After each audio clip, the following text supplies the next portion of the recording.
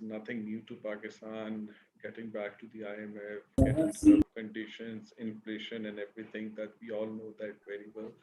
And but we know this crisis is kind of unprecedented in nature in a way because of the political and economic crisis both are happening at the same time. Now, this is a unique case of this, and that's we had a similar crisis in 1998, 2008, and at that time there was not such a political crisis. There was ownership taken by the sitting government on that, and then steered that out from the crisis, IMF and everything. But right now there was a case of nobody taking the ownership. So finally, the new government is assuming the ownership and taking the tough decisions where they are losing the popularity and all that. But in that process, the economy is steering towards a stable path. But on top of it, there is another thing Ali, in this sorry to crisis. interrupt. A lot of people are complaining that the voice is a little low, so can you please speak up a little bit? Yeah, thank you. Sure. Just a second, if I could.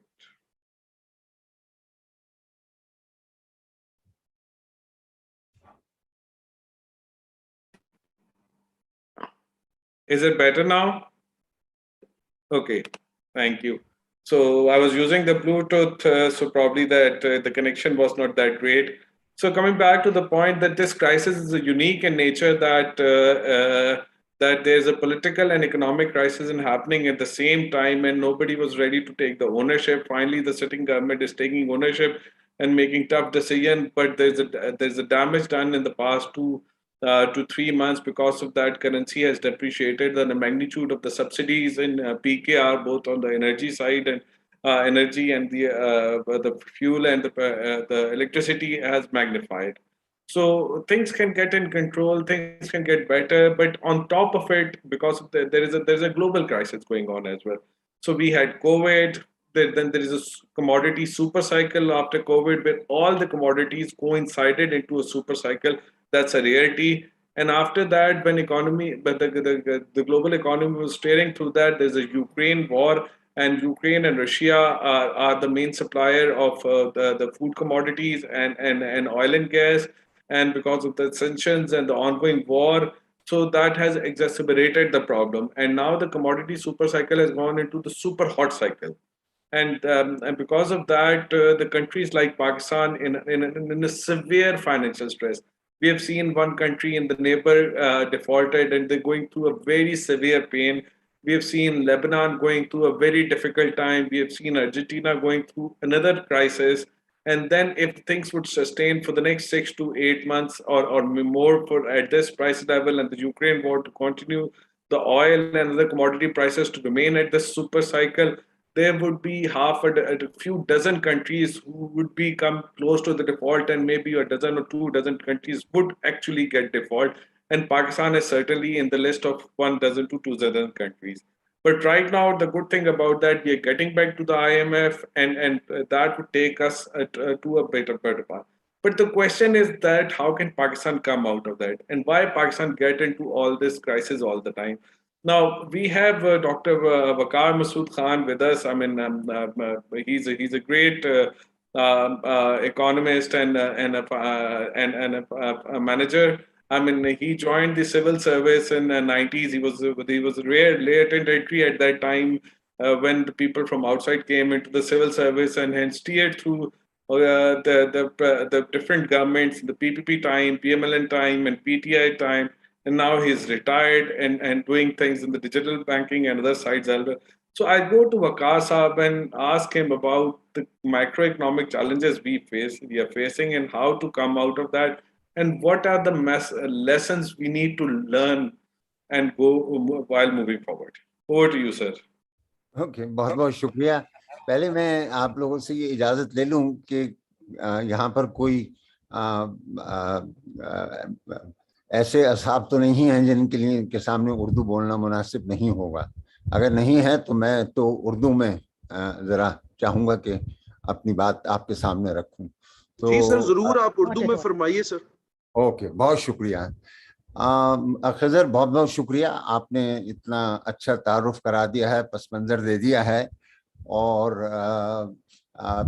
شاید جب یہ گفتگو شروع نہیں ہوئی تھی اور آپ اور عارف بھائی چھوٹی سی باتیں کر رہے تھے تو اس میں آپ نے یہ بات کہی کہ شاید ہم نے ماضی میں ایسا کوئی موقع نہیں دیکھا ہے، اور حقیقت یہ ہے میری اپنی پروفیشنل زندگی کے اندر میں نے اتنا سنگین مسئلہ جس کے دو پہلو ہیں، معیشت ہے، معیشت کئی مرتبہ ان مراحل سے گزر چکی ہے، لیکن جو جن مشکلات میں سیاست الجھی ہوئی ہے اور جس تلاطم سے وہ گزر رہی ہے، جو طغیانی آئی ہوئی ہے، بظاہر اس کے تھمنے کے کوئی آثار نہیں ہے. لہذا جو کچھ بھی یہ ہوا، تبدیلی ہوئی اور تبدیلی کے بعد نئی حکومت آئی اور نئی حکومت نے بجا طور پر وقت لیا، تذبذب کے عالم میں تھے، اور اب انہوں نے قدم اٹھانے شروع کیے ہیں اور صحیح سمت میں یہ اقدامات ہیں. لیکن ضرورتیں اتنی زیادہ ہیں اور بے اعتباری اور بد اعتمادی کی فضا اتنی دور تک پھیلی ہوئی ہے کہ ان چیزوں سے میں نہیں سمجھتا کہ صورتحال بدل سکتی ہے. ہم آگے چل کے ذرا اور مزید بات کر لیں گے کہ حقیقی تبدیلی کے لیے کیا کچھ کرنا پڑے گا.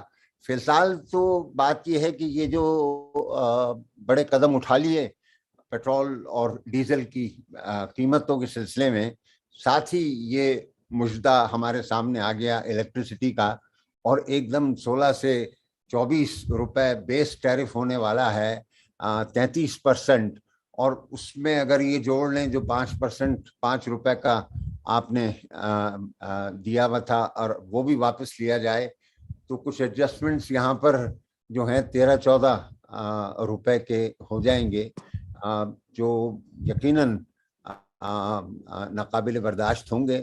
اور کسی نہ کسی حد تک ہمیں فنڈ کے ساتھ یہ بات کرنی پڑے گی کہ جناب یہ اتنا بڑا جو بلڈ اپ ہو گیا ہے، آپ اس میں تردیج کے ساتھ آہستہ آہستہ ہمیں کرنے دیجئے. ہم وعدہ کرتے ہیں کہ اس سب کو ختم کر دیں گے 3 مہینے میں، 4 مہینے میں. یہ ایک بات ہو گئی. دوسری جو بڑی بات میں دیکھ رہا ہوں وہ بجٹ کی ہے، اور آپ سب کے لیے آئی ایم ایف کا چھٹا ریویو آئی ایم ایف کی سائٹ پر موجود ہے، اور وہاں آپ دیکھ سکتے ہیں کہ کیا وعدے وعید کیے گئے ہیں اگلے بجٹ کے لیے. اور میں سمجھتا ہوں وہ تمام اتنے تکلیف دہ ہوں گے، یعنی ان حالات میں، یعنی یہ جو بھی کچھ تکالیف ہیں یہ ایک طرف، اور اب مثال کے طور پہ یہ کہا جا رہا ہے کہ 300 ارب کے ٹیکس جو ہیں وہ لگائے جائیں گے بجٹ کے موقع پر. آئی ایم ایف نے اس پروگرام کے دوران میں 1000 ارب سے زیادہ کے ٹیکسز لگا دیے ہیں. اور میں نے آپ کے علم میں ہے کہ میں نے تقریباً 1993 سے سارے جو اکنامک پروگرامز ہیں ان سے میری وابستگی رہی ہے، اور اس بے تحاشا انداز میں ٹیکسز کا لگنا میں نے نہیں دیکھا، باوجود ہے کہ ضرورت ہے، اور اس کو کرنے کے لیے نئے نئے ٹیکس لگانے کی ضرورت نہیں ہے بلکہ ٹیکس مشینری کو ٹھیک کرنے کی ضرورت ہے، اور اس کے اوپر کام مجھے نسبتاً کمزور نظر آتا ہے.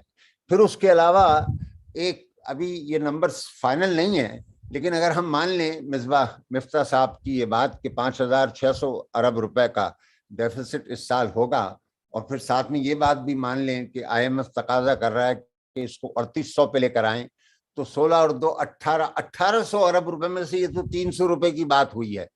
اس میں 200 اور جوڑ دیجئے جو ایگزمپشنز ختم ہونی ہیں، ٹریکٹرز پہ سے، پیسٹیسائڈز پہ سے، اور فرٹیلائزر پہ سے. اینڈ آپ کے علم میں ہے کہ یہ جو زراعت سے وابستہ لابی ہے وہ کس قدر طاقتور ہے اور وہ کیا کچھ کرنے دے گی. یہ تو ہو جاتا ہمارا پچھلے بجٹ کے دوران میں، لیکن بجٹ میٹنگ کے اندر، کیبنٹ کی میٹنگ کے اندر ان تمام پروپوزلز کو جو ہے وہ ریورس کر دیا گیا.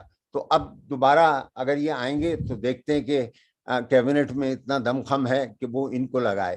تو اسے بھی مان لیجئے تو اس کے باوجود تقریباً 1300 ارب روپے کا گیپ ہے. اگر یہ اسمپشنز ٹھیک ہیں کہ بجٹ کہاں ختم ہوگا اور آنے والے بجٹ کے اندر آپ کیا اقدامات کریں گے، تو یہ 1300 ارب روپے کہاں سے آئیں گے इसी तरीके से आएंगे कि जनाब आप बिजली की कीमतें जो हैं, जिनमें आपका मैंने गिना दिया कितना बड़ा तफावत है, अब तो LNG का, यानी मिफ्ता साहब कह रहे हैं 1500 अरब रुपए का सर्कुलर डेट, जिसका ना शोर है ना गुल है, वो वहां पर खड़ा हो गया है। ठीक है, तो उसको आप खत्म करेंगे। ये चीजें एक साथ इस तरीके से यकमुश्त इनका करना, मैं समझता हूँ इकोनॉमी के ऊपर इतना बोझ डालेगा।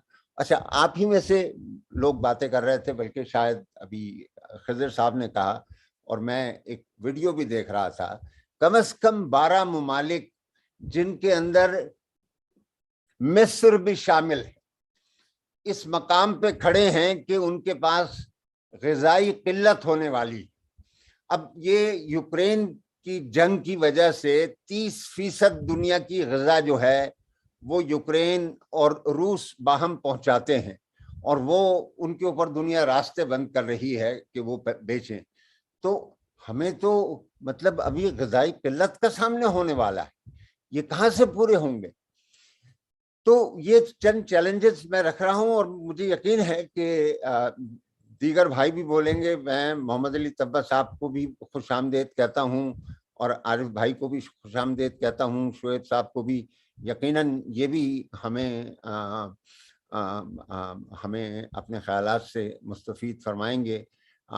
मेरी नज़र में तो मैंने ये सब बातें की हैं, और इन सब के पीछे जो एलिफेंट इन द रूम है वो सियासी तलातुम है। वो सियासत जिस तरीके से उसमें हलचल मची हुई है, बेचैनी है, और उसका भी आलम ऐसा है कि ज़िंदगी में मैंने कभी इस तरह की बेचैनी और बेकरारी सियासत में नहीं देखी। तो उसके जो असरात इन सारी चीज़ों पे पड़ेंगे, वो भी एक हमारे सामने चैलेंज होगा। ये चंद मुख्तसर बातें मैं आपके सामने रखता हूँ, और सवाल और जवाब में कोई ना कोई मजीद इजाफा हो जाएगा। बहुत बहुत शुक्रिया Ali Khizar. Thank you doctor साहब, बहुत बहुत बहुत तफसील के साथ और बड़ा आपने वाज़ेह तौर पे ये सारी बातें की। और ये जो सियासी तलातुम जिसकी आप बात कर रहे हैं, और जब आप इसके साथ ये ग़िज़ाई किल्लत जो आप दुनिया की बात करते हैं, 30% तो 12 ममालिक जो इसमें हैं, तो ये तो दुनिया के अंदर भी एक सियासी तलातुम और एक अजीब किस्म की सूरत हाल ले आएगा। और ये चीज़ें दुनिया में बहुत इससे ख़राब हो सकती हैं अगर ये जंग ना हो। और पाकिस्तान के अंदर तो यहाँ पे वैसे ही कुछ चीज़ ठीक नहीं हो रही, तो बहुत ही खतरनाक हालात है, बहुत ही खतरनाक हालात है। लेकिन ये है कि हम अगर दुनिया को तो कुछ नहीं कर सकते, बट अपने मुल्क का कर सकते हैं।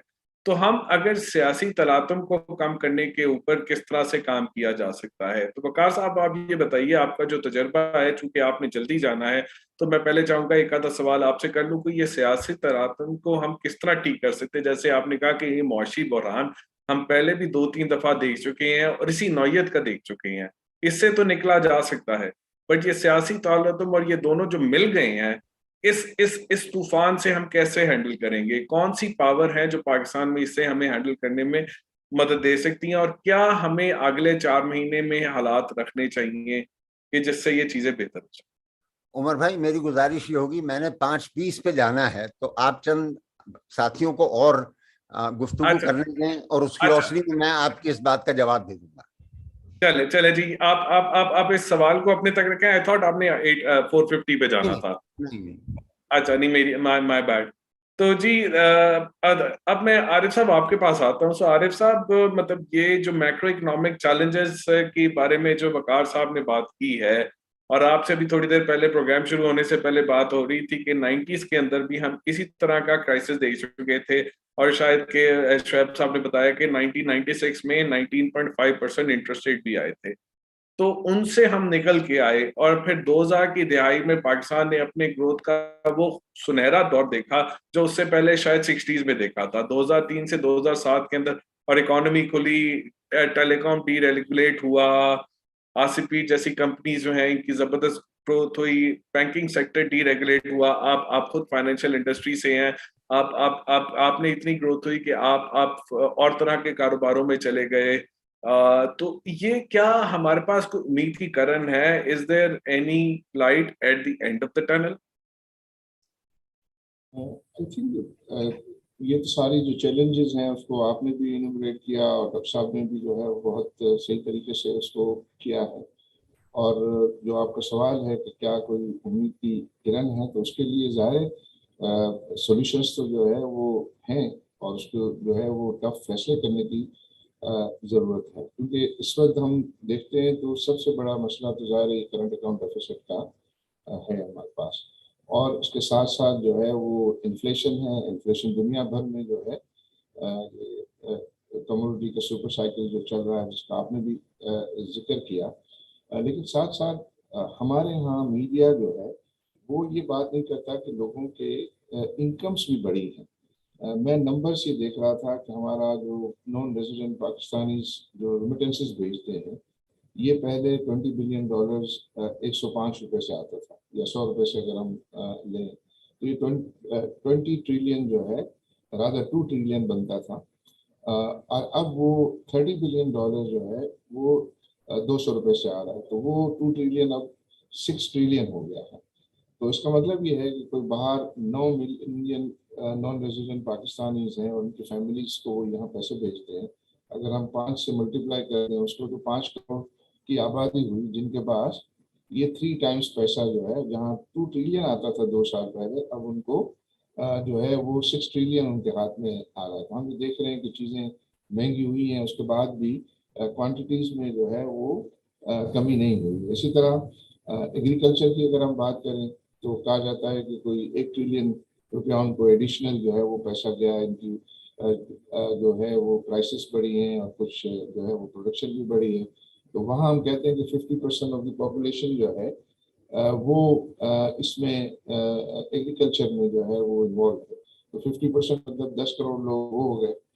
پھر اس کے بعد کنسٹرکشن کی ایکٹیویٹی بڑھی ہے، اس میں جو ہے وہ ویجز وغیرہ جو ہے وہ بڑھے. کچھ پرسنٹیج ایسی ہے کہ جو بہت زیادہ جو ہے وہ ڈیفیکلٹی میں ہے. تو ساتھ ساتھ جو ہے وہ انفلیشن کو بہت زیادہ پولیٹیکلی استعمال کیا گیا، اور ایک دوسرے کے اوپر دیکھنا آپ سوشل میڈیا میں دیکھتے ہیں کہ پہلے یہی لوگ جنہوں نے اب یہ فیصلے کیے انرجی کی پرائس بڑھانا یا آئل پرائس بڑھانے کا، وہ اس سے پہلے کیا کہتے تھے اور ابھی کیا کہتے ہیں. اور جو پہلے جو ہے وہ یہ بات کرتے تھے وہ ریورس بات کرتے ہیں. تو اس کو یہ جو اکنامک ڈیسیشنز ہیں اس کو بہت زیادہ پولیٹیسائز کر دیا گیا. اور اس میں آئی تھنک اس کی اکثر یہ بات ہوتی رہی ہے، چارٹر آف اکنامی کی بات ہوتی ہے کہ آپ اکنامک ڈیسیشن جو ہے وہ میرٹ پر لیں، اور اگر وہ میرٹ پہ ٹائملی لے لیں تو ہم ان ڈیفیکلٹیز میں اور مشکلات میں نہ آئیں. مجھے یاد ہے کہ جب 1998 میں بھی جو فیصلے تھے کچھ کرنے وہ لیٹ ہوئے تو پرابلم آیا. 2007 میں ہم نے فیصلے جو ہے وہ لیٹ کیے تو ہمیں جو ہے پھر اس کے بعد بہت زیادہ اس کی پینلٹی جو ہے وہ دینی پڑی. تو اب جبکہ اس وقت جو ہے وہ سولوشن میں سمجھتا ہوں کہ یہی ہے کہ ہم اپنے اکنامک جو فیصلے ہیں وہ ٹائملی آن میرٹ کرنے کی جو ہے وہ کنسنسس ڈیولپ کریں، اور پولیٹیشین کو بھی یہ پریشر ڈالیں کہ اس کو آپ جو ہے وہ پولیٹیسائز نہ کریں. اب انفارچونیٹلی جو ہے ساری ڈپینڈنس اس وقت وہ آئی ایم ایف پہ ہے. ہر شخص جو ہے جو بھی تھوڑی بہت سمجھ رکھتا ہے وہ یہ کہتا ہے کہ جلدی سے آئی ایم ایف کے ساتھ جو ہے وہ ڈیل کریں، اور وہ ڈیل کریں تاکہ یہ جو ایک رسک جو ہے وہ ڈیولپ ہو رہا ہے اس رسک کو جو ہے وہ ہم میٹیگیٹ اس سے کریں. لیکن کچھ ایسے جو ہے پالیسیز ہیں کہ جو میڈیم ٹو لانگ ٹرم آپ کو جو ہے وہ اڈاپٹ کرنی ہوگی، کہ جس کی وجہ سے یہ معاملات جو ہے ونس فار آل ٹھیک ہو. فار ایگزامپل ہمارا جب یہ امپورٹ بڑھ رہا تھا، آئی تھنک گورنمنٹ کو واچفل ہونا چاہیے تھا، ان کو اس کو جو ہے وہ یہ وہی کنٹرول کرتے. جو اب اس وقت وہ پینک کی ڈیسیشنس لے رہے ہیں سارے، یہ چاہیے تھا کہ وہ پرویکٹیولی کچھ عرصہ پہلے جو ہے اس چیز کو جو ہے وہ پریمپٹ کرتے اور اس کے بارے میں فیصلے کرتے. لیکن اب جو اس وقت کچھ اور ایسی چھوٹی چھوٹی چیزیں ہیں کہ جس سے آپ اس وقت پریشر کو جو ہے وہ کم کر سکتے ہیں میری نظر میں. اور وہ ہے فار ایگزامپل ہمارا جو پرائیویٹ سیکٹر ہے وہ انٹرنیشنل مارکیٹ کو بالکل ہی ایکسیس نہیں کر رہا، اس لیے कि उनको एक्सचेंज रिस्क कवरेज जो है वो अवेलेबल नहीं है कॉम्पिटिटिव रेट्स पर, तो गवर्नमेंट अपनी बैलेंस शीट पे वो फॉरेन एक्सचेंज लेता है, बोरो करता है, और फिर ये सब उनकी नीड्स के लिए, इन्वेस्टमेंट नीड्स के लिए उनको दे रहा होता है और अपनी बैलेंस शीट के ऊपर बोझ डाल रहा होता है। जबकि बहुत सारे ममालिक ऐसे हैं बशमूल इंडिया के कि उनका प्राइवेट सेक्टर जो है वो डायरेक्टली इंटरनेशनल मार्केट को एक्सेस करता है। तो मैं समझता हूँ कि उससे इमीडिएट आपके ऊपर से जो है वो प्रेशर कम हो जाएगा और गवर्नमेंट की अपनी बैलेंस शीट पे लोड जो है वो कम हो जाएगा। फिर मुख्तलिफ जो और टूल्स हैं, जैसे इंडिया ने अपने रिजर्व्स में जो है ये डॉलर बॉन्ड्स गोल्ड बॉन्ड जो है वो इशू करके उसमें उसको काफ़ी अपने रिजर्व्स को जो है वो बिफर किया था। या जो अभी हमारा स्कीम जो रिसेंटली थी रोशन डिजिटल अकाउंट वाली, ये भी आई थिंक इंडिया ने बहुत पहले जो है अर्ली 90s में इस टूल को इस्तेमाल करके जो है वो अपने रिजर्व्स को जो है वो बिल्डअप किया था। मैं समझता हूँ कि इस किस्म की और जो है वो आप जो है वो एवेन्यूज को देख सकते हैं। और जैसे कि IMF के साथ आपका अरेंजमेंट हो गया, स्टाफ में हो गया, तो फिर दूसरी जो मल्टीलेटरल एजेंसी हैं उनसे भी जो है वो आपके डिसबर्समेंट जो हैं वो होंगी। तो ये कोई 1 बिलियन या 3 बिलियन का मामला नहीं है, मैं समझता हूँ कि ये 10-12 बिलियन इससे जो है वो लिंक्ड हैं और जुड़े हुए हैं। तो नंबर 1 मुझे लग रहा है कि एक तो बेसिक फैसला ये करना है कि क्या हम जो कॉस्ट है वो हम यूजर्स को पास ऑन करें, और ख़ासतौर पे वो यूजर्स के जो इसको अफोर्ड कर सकते हैं। जो नहीं कर सकते उसको वो जो टारगेटेड सब्सिडी की बात आती है उसके लिए कोई सही मैकेनिज्म जो है वो बनाया जाए और उस पर जो है मेहनत की जाए और काम किया जाना चाहिए। और जहाँ तक ये करंट अकाउंट डेफिसिट है इसको संभालना है, और इसमें ये बिल्कुल हमारे कलीग जो है वो मोहम्मद अली अक्सर कहते हैं कि हमें जो है ये हमारा माइंडसेट को चेंज करना होगा कि हम एक्सपोर्ट जो है वो माइंडसेट बनाएं कि हम जो है वो ज़्यादा से ज़्यादा जो है वो एक्सपोर्ट पे तवज्जो दें। मैं समझता हूँ कि उसमें एक्सपोर्ट में अगर कोई सब्सिडीज भी देनी पड़ती है तो दें, क्योंकि मैं समझता हूँ कि अगर हम इंपोर्ट के लिए डॉलर्स देते हैं तो गवर्नमेंट को ऑन द एवरेज 31% का रेवेन्यू मिलता है। तो अगर एक्सपोर्टर जो है वो डॉलर ला के आपको कमा के देता है, तो अगर वो 10-15% आप उनको अगर सब्सिडी भी देनी पड़े तो आप 10-15% पे डॉलर खरीद के 31% में बेचें, तो उससे आपका जो है वो इस किस्म के टूल्स को समझना। बट अनफॉर्चुनेटली हमारे पॉलिटिशियंस की कैपेसिटी का भी इशू है, उनकी जो है वो अंडरस्टैंडिंग का भी इशू है और इनकी करेज का भी जो है वो इशू है कि सही चीज़ को सही समझना और उसको जो है वो इम्प्लीमेंट करना।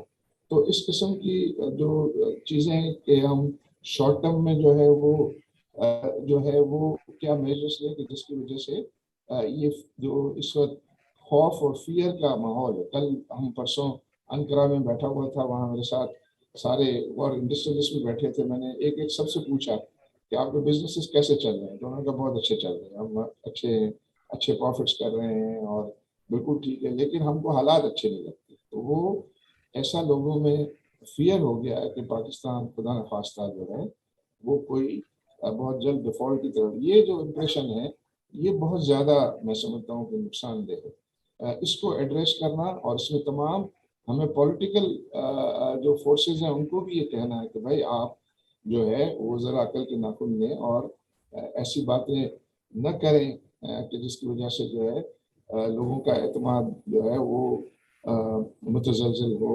पाकिस्तान की इकनॉमी पर। पाकिस्तान की एक मतलब हमारी साइजेबल इकनॉमी है, ग्रोथ रेट जो है वो हमारा अल्हम्दुलिल्लाह ये 2 साल में ठीक रहा है, रेमिटेंसेस बढ़े हैं, एक्सपोर्ट बढ़े हैं, ये सब जो पॉजिटिव्स भी जो है वो हैं। कंपनीज की प्रॉफिटेबिलिटी इम्प्रेसिव हैं, सब वो ठीक चल रहे हैं। तो ये एक जो इशू है आई बिलीव के करंट अकाउंट डेफिसिट का, उसको जो है वो करें। और फिर ये जो हाई इंटरेस्ट रेट हुए हैं, आखिरी बात मैं ये करूँगा फिर मैं मौका दूंगा, और कि یہ میں مختلف ملکوں کو دیکھ رہا تھا کہ ریئل انٹرسٹ ریٹ جنرلی سب نیگیٹو ہے، اور پاکستان یہ کوشش کرتا ہے کہ ریئل انٹرسٹ ریٹ جو ہے وہ پازیٹیو رکھ کے اتنی انہوں نے ہائی ریٹس رکھے ہیں. میں سمجھتا ہوں کہ ان کو چاہیے کہ IMF کے ساتھ صحیح ڈائلاگ کریں اور اس پاسبلٹی کو بھی دیکھیں کہ ہم دنیا میں. پھر دوسرا بھی میں پڑھ رہا تھا کہ IMF کے ہیڈ کے اسٹیٹمنٹ تھا کہ تمام ملکوں کو چاہیے کہ فوڈ سبسڈی دیں اپنی اور انرجی سبسڈی دیں. یہ دو چیزیں کی وہ بات کر رہے ہیں، لیکن ہمیں وہ جو ہے وہ پریشرائز کر رہے ہیں ان چیزوں کے لیے. تو میں سمجھتا ہوں کہ وہاں بھی جو ہے ایک نیگوشیشن اسکل جو ہے اس کی ضرورت ہے، اور اس میں ان سے جو ہے وہ صحیح ڈائلاگ کرنے کی ضرورت ہے. شکریہ. ٹھیک ہے جی، بہت شکریہ عارف صاحب آپ کا. کچھ باتیں انہوں نے بڑی ایک جو کی اس میں ایک کہ میڈیا کا رول جو ہے وہ بڑا نیگیٹو رہا ہے. 2 روپے قیمت بڑھتی تھی پیٹرول کی، پیٹرول بام یہ، اور آج سے نہیں، یہ پہلے 2013 سے 18 میں عمران خان اور میڈیا پورا بولتے تھے. پھر پچھلے 1-1.5 سال میں جب یہ اتنا ایک بحران چل رہا تھا، کووڈ، پھر اس کے بعد سپر سائیکل، تو اتنا میڈیا بول کے یہ نااہل ہے، یہ انکمپیٹنٹ ہیں، یہ سلیکٹڈ ہیں، ان کو نکال کے آپ آ گئے، اور اب آپ وہ سارے ٹف میئرز آپ کو بھی لینے پڑ رہے ہیں. تو میڈیا تو کہے گا بھائی آپ ہمیں کس چیز پہ لے کے آئے تھے، یہ کریں. تو پہلے تو ہمارے ملک کی پالیٹکس ٹھیک ہونی چاہیے، بٹ ہمارے ملک کے جب ایشو ہی اکنامکس ہیں، ایک بیسک اکنامک فنڈامنٹل آپ کرائسس سے ہی نہیں نکل پاتے، اور آپ کی آدھے بچے ابھی اسکول نہیں جاتے، اور آپ میڈیا کی ریٹنگ دیکھیں تو وہ جو لوگ میڈیا دیکھتے ہیں ان کے تو یہ ایشوز ہیں، وہ یہ دیکھیں گے. تو یہ ایک بڑا بنیادی سوال ہے کہ میڈیا کو کس طرح ٹھیک کیا جائے، کیا کیا جائے، اور پولیٹیشین کو کس طرح دور کیا جائے. دوسرا آپ کا بڑا اچھی بات تھی کہ جی سینٹیمنٹس، کہ کاروبار اچھا چل رہا ہے، حالات ٹھیک نہیں ہے، تو سینٹیمنٹس جو ہوتے ہیں وہ بڑے ضروری ہوتے ہیں، ان کو بڑا بہتر کرنے کی ضرورت ہے. وہ کیسے کیا جائے؟ پھر ایکسپورٹس کی، اور آپ نے گورنمنٹ کی بیلنس شیٹ کی بات کی. تو میں اب علی طبا صاحب کے ساتھ جاتا ہوں. طبا صاحب جو ہیں مطلب یہ پاکستان کے ایک بڑے اچھے بزنس مین ہیں. ان کی فیملی نے ٹیکسٹائل کا کاروبار شروع کیا، پہلے ٹریڈنگ کرتے تھے، پھر اس کے بعد جناب یہ انہوں نے فیکٹریاں لگائیں، ایکسپورٹ ہوئی، پھر اس ایکسپورٹ سے جو انہوں نے کمایا تو انہوں نے ڈومیسٹک انڈسٹری میں لگایا، سیمنٹ فیکٹری لگائی، پھر پاکستان سے باہر کئی سیمنٹ فیکٹریاں لگا چکے ہیں. پھر اس کے علاوہ آپ گاڑیوں کا کاروبار کر رہے ہیں لکی موٹرز کے نام سے، اس میں بھی، اور پھر انہوں نے ICI کو خریدا.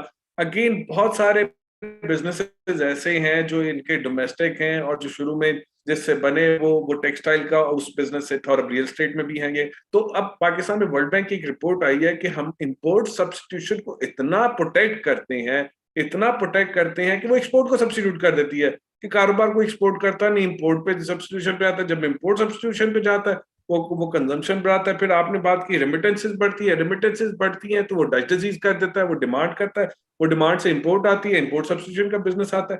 تو یہ پورا سٹرکچر ہی کچھ اس میں مسئلے ہیں. سٹرکچر پہ بات کریں، سینٹیمنٹس پہ بات کریں، اور کیسے ایکسپورٹ بڑھائی جا سکتی ہے، اور حکومت کو آگے اس میں کیا کرنا چاہیے. تو بس آپ تھوڑا بتائیے. تھینک یو علی. دیکھیے عارف صاحب نے اور ڈاکٹر وقار صاحب نے آپ کو بتایا کہ جو آج کل کے جو حالات ہیں نا، وہ تو آپ اس کو اوائڈ نہیں کر سکتے. اس میں آپ ایک ٹف ڈیسیشن لے کے اور آپ ایک اسٹرکچرل ریفارم کی طرف آپ کو آگے بڑھنا پڑے گا. اور جب تک کہ ہم یہ اسٹرکچرل ریفارمز نہیں کریں گے، اور اسٹرکچرل ریفارمز ہوتا ہے کہ چارٹر اکانومی کی آج کل کافی باتیں ہو رہی ہے، کیونکہ جب تک کہ آپ اور پولیٹیکل پارٹیز اگری نہیں کریں گے کہ ہمیں اس ملک میں اور اس ملک کی معیشت کے ساتھ ہمیں کرنا کیا ہے، ایک ویژن تو ہونا چاہیے نا. مطلب ہر پولیٹیکل پارٹی 5 سال کے لیے آتی ہے، آتے ہی سیدھا وہ پہلے کوشش کرتی ہے کہ گروتھ کی طرف جائیں. جیسے ہی گروتھ ایکسیڈ کرتی ہے 3% کے اوپر، کرنٹ اکاؤنٹ ڈیفیسٹ آ جاتا ہے. اور ایگزیکٹلی یہی پچھلے 20 سال سے میں یہ دیکھ رہا ہوں پاکستان میں، کہ پولیٹیکل گورنمنٹ آتی ہے، وہ پچھلے گورنمنٹ کو بلیم کرتی ہے کہ وہ پیچھے سارا وہ مسئلے چھوڑ کے چلے گئے. وہ آتے ہیں 2 سال ریفارمز کرتے ہیں، پھر واپس گروتھ کی طرف جاتے ہیں، وہی 6% گروتھ، وہی کرنٹ اکاؤنٹ ڈیفیسٹ. آپ دیکھ لیں پاکستان کا جہاں 3-3.5% کے اوپر گروتھ جاتی ہے، وہاں پہ کرنٹ اکاؤنٹ ڈیفیسٹ آپ کا کک ان ہو جاتا ہے. تو اس کا مطلب یہ ہے کہ پاکستان میں کبھی بھی اسٹرکچرل ریفارمز ہی نہیں ہوئے کہ یہ گروتھ جو ہے وہ آپ کی سسٹینیبل گروتھ ہو پاکستان کے اندر. اب آپ نے دیکھیں یہ جو دنیا میں جو آج کل جو کرائسس بھی ہوئی ہے، یوکرین، رشیا، اس سے پہلے کووڈ، آئی تھنک اس سے پاکستان کو سیکھنا چاہیے. پاکستان واحد ملک ہے जिसकी पॉपुलेशन बढ़ रही है, रिसोर्सेज कम हो रहे हैं और हर एरिया में रिसोर्सेज कम हो रहे हैं। एग्रीकल्चर में आपका आउटपुट कम है, गैस की आपकी रिसोर्सेज है वो आपकी कम हो रहे हैं, आपके जो एग्रीकल्चर पानी उसके आपके रिसोर्सेज कम हो रहे हैं। तो अगर आज हमने मिलजुल के अगर हमने दिमाग नहीं लगाया कि करना कैसे है और आगे इस मुल्क को किस तरह से लेके जाना और किस शोबों में हमें इन्वेस्टमेंट करके ये जो मसले मसाइल जो हमारे आ रहे हैं इसको हमें ओवरकम करना है। ये पैच वर्क जो है ना, अब आई थिंक पाकिस्तान के पास कैपेसिटी नहीं है for patch work. I think वो टाइम चला गया कि आप पैच वर्क करते थे, पैसे 2-4 बिलियन आप IMF से लेते थे, अपना काम चला लेते थे। अब जो दुनिया में हालात हो गए हैं तो उससे हमें यही सीखना चाहिए कि सबसे पहले पाकिस्तान को एनर्जी और फूड सिक्योरिटी की तरफ काम करना चाहिए और वाटर रिसोर्सेज की तरफ। एनर्जी में आपके पास न्यूक्लियर भी है, आपके पास ये हाइड्रो इलेक्ट्रिसिटी भी है। थर का जो रिसोर्स है, जो दुनिया ने जब कोल को अबेंडन करना शुरू किया उस वक्त हमने थर को रियलाइज किया गया ये भी हमारा रिसोर्स है, इसको भी हम डेवलप करें। देखिए आज बिजली की जो कीमत बढ़ रही है बिकॉज ऑफ इम्पोर्टेड फ्यूल। आज आप इम्पोर्टेड फ्यूल माइनस कर दें और जो आपकी इंडिजिनियस आपकी जो पावर प्रोडक्शन है उसकी आप कॉस्ट देख लें, वो मेरे ख्याल में 6-7 रुपए से ज्यादा नहीं होगी आपकी। ये जो जितना जो चैलेंज है ना कि हम अपनी रिसोर्सेज को डेवलप ही नहीं कर रहे हैं। कोई गवर्नमेंट आती है बस वो जल्दी जल्दी RNG पावर प्लांट लगा लो, वो इम्पोर्टेड कोल पे पावर प्लांट लगा लें या फलाना कर लें। कोई लॉन्ग टर्म सोच ही नहीं मुल्क के अंदर कि यार कि आपकी पॉपुलेशन ग्रोथ हो रही है, उसको आपको खिलाना भी है, पिलाना भी है, आपने घर भी देना है, आपने बाकी भी इनकी जो सोशल रिक्वायरमेंट्स है वो भी पूरी करनी है। उसके लिए हमारे पास पैसे नहीं होते, हम बस जल्दी जल्दी में बस वो पावर प्लांट लगा लेते हैं, फिर सोचते हैं यार ये इम्पोर्टेड पावर फ्यूल पे हमने पावर प्लांट लगा लिया। तो ये सारा जो क्राइसिस है ना वो शॉर्ट टर्म विजन है।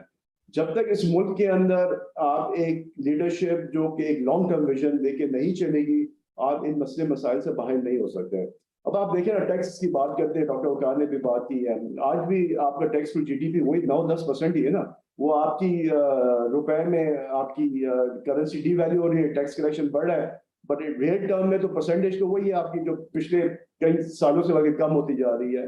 तो पाकिस्तान में क्यों आप जो सेक्टर्स हैं उनको आप टैक्स नहीं करते? भले आप कम टैक्स करें, चाहे वो एग्रीकल्चर हो, चाहे वो रियल एस्टेट हो, चाहे कोई और भी हो, अगर आप टैक्स नहीं करेंगे तो इवन आपको ये भी नहीं पता कि आपकी रियल GDP क्या है, कितनी आपकी इकोनॉमी जो है वो ब्लैक इकोनॉमी है। वो सारा पैसा तो आपका एग्रीकल्चर में एग्रीकल्चर से ड्राइव होता है, वो रियल एस्टेट में पार्क हो जाता है, रियल एस्टेट से निकलता है, हवाले से पैसे बाहर चले जाते हैं।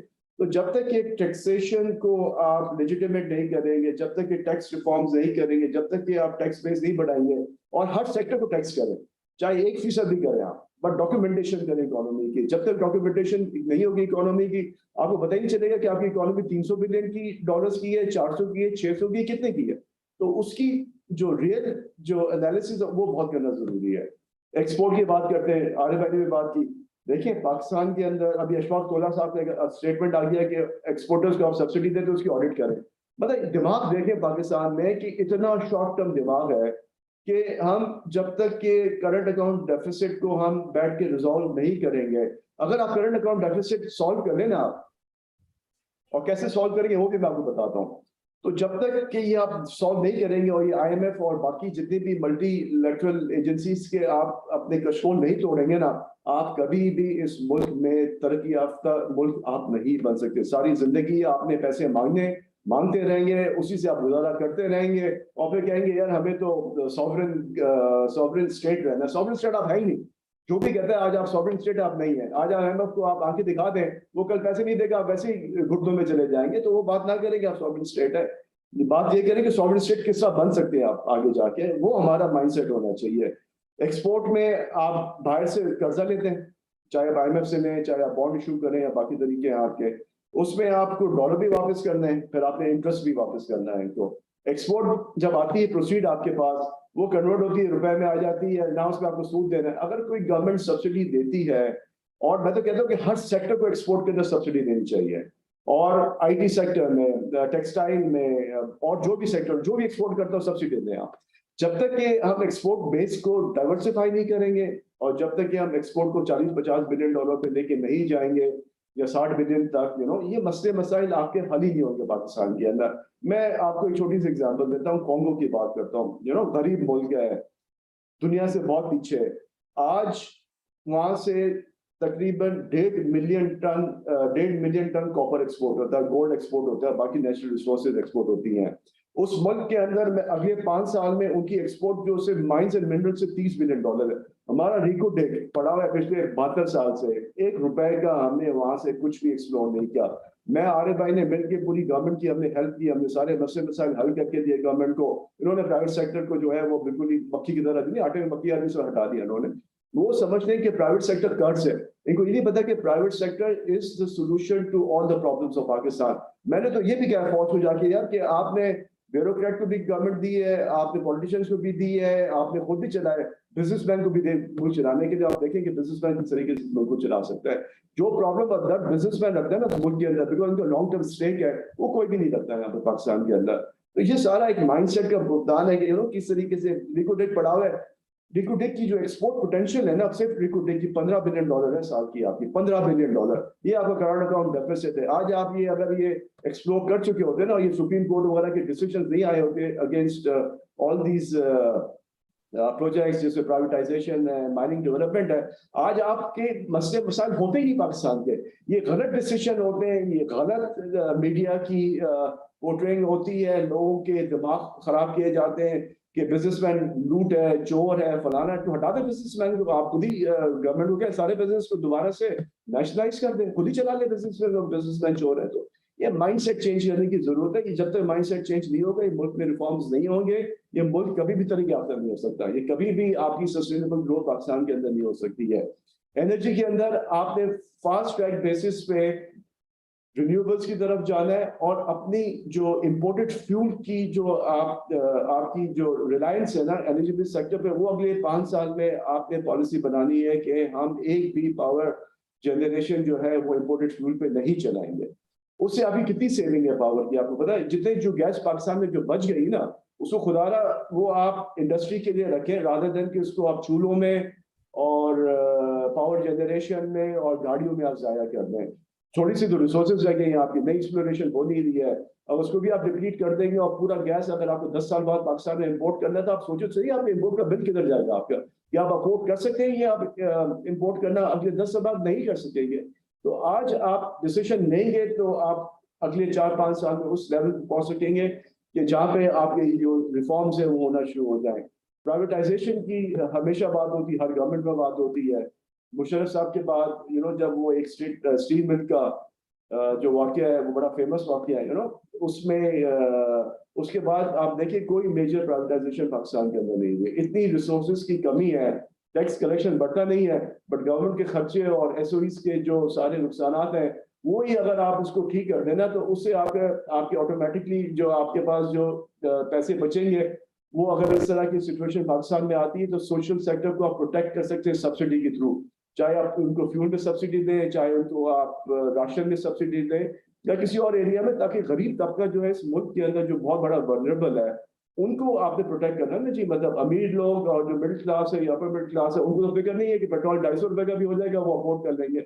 मुसीबत जो है वो गरीब आवाम पे, और आवाम की जो सोशल प्रोटेक्शन है वो जब तक टैक्स रेवेन्यू नहीं बढ़ेगा आप नहीं कर सकते। आप कर्जा ले लेके कब तक आप ये जितने भी जो रिफॉर्म्स करने की बात करते हैं, या जो आप सब्सिडी देने की बात, आप कब तक कर सकेंगे? आपका जो टैक्स कलेक्शन है, मुझे नहीं पता 50% वकार साहब बताएंगे, 50% तो आपका सिर्फ डेट सर्विसिंग में चला जाता है आपका। यही आपको फॉरेन कर्ज है कि आपकी जो फॉरेन कर्जों की जो आपकी जो डेट सर्विसिंग है वो हर साल बढ़ती जा रही है, तो हर साल आप कर्जा दे जा रहे हैं यहाँ पे। तो ये सारे, और एग्रीकल्चर के अंदर यकीन करें, अभी हमें थोड़ा सा काम स्टार्ट किया बलूचिस्तान के अंदर, दाल बदीन का एरिया, वहाँ पे इम्पोर्टेंट ग्रो करने की कोशिश कर रहे हैं।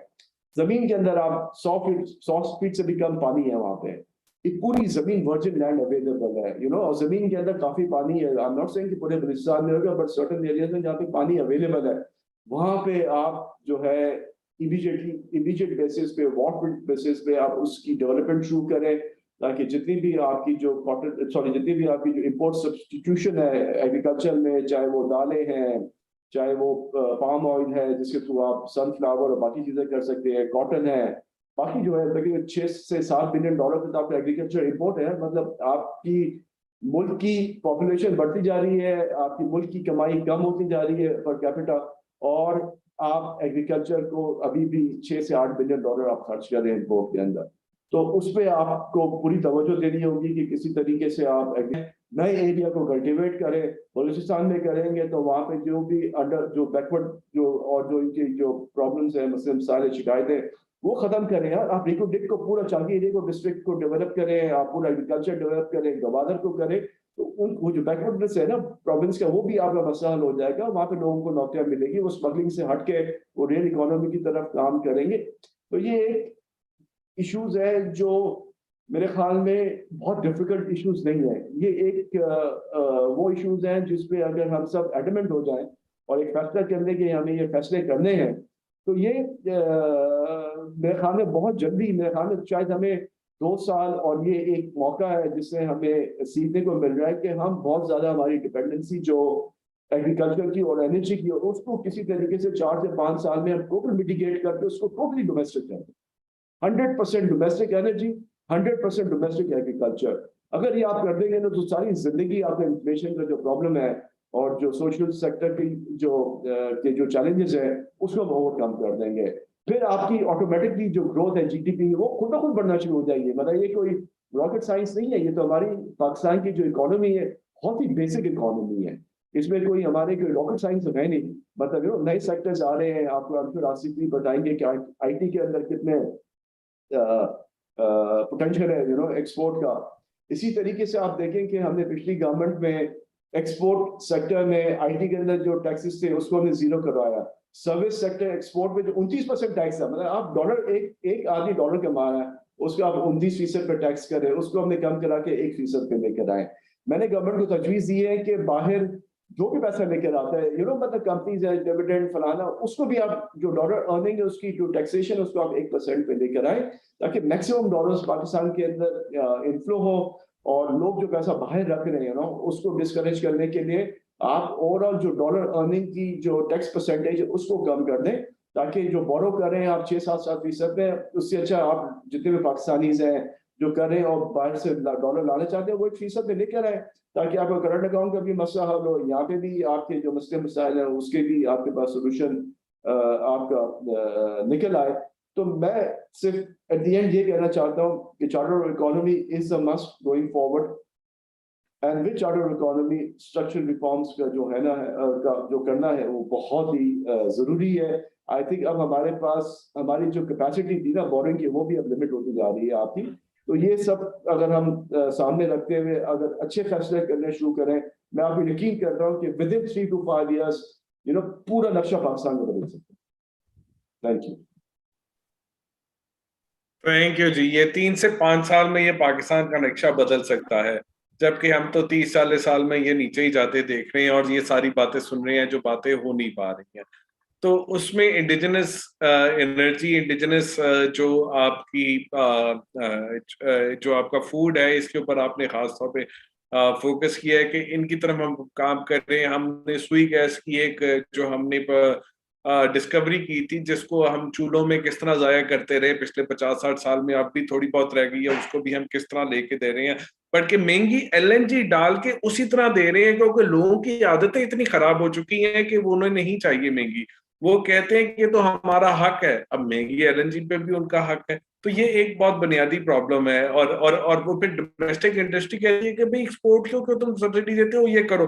مجھے تو یوریا والے یہ کہتے ہیں فون کر کے, بھائی آپ ٹیکسٹائل کو سبسڈی دیتے ہیں ہمیں کیوں نہیں دیتے. میں نے کہا آپ کو گیس 2 روپے کی ملتی ہے, نہیں وہ کیا بات ہوئی, ان کو بھی تو 6 روپے کی وٹ ایور ملتی ہے. یہاں پہ تو ہر طرف ہر چیز کو یہ لینے آتا ہے. تو اب وقار صاحب اگر آپ کے پاس ٹائم ہے تو میں کسی اور کے پاس جاؤں یا آپ کے پاس آ جاؤں, آپ کس طرح بتائیں مناسب.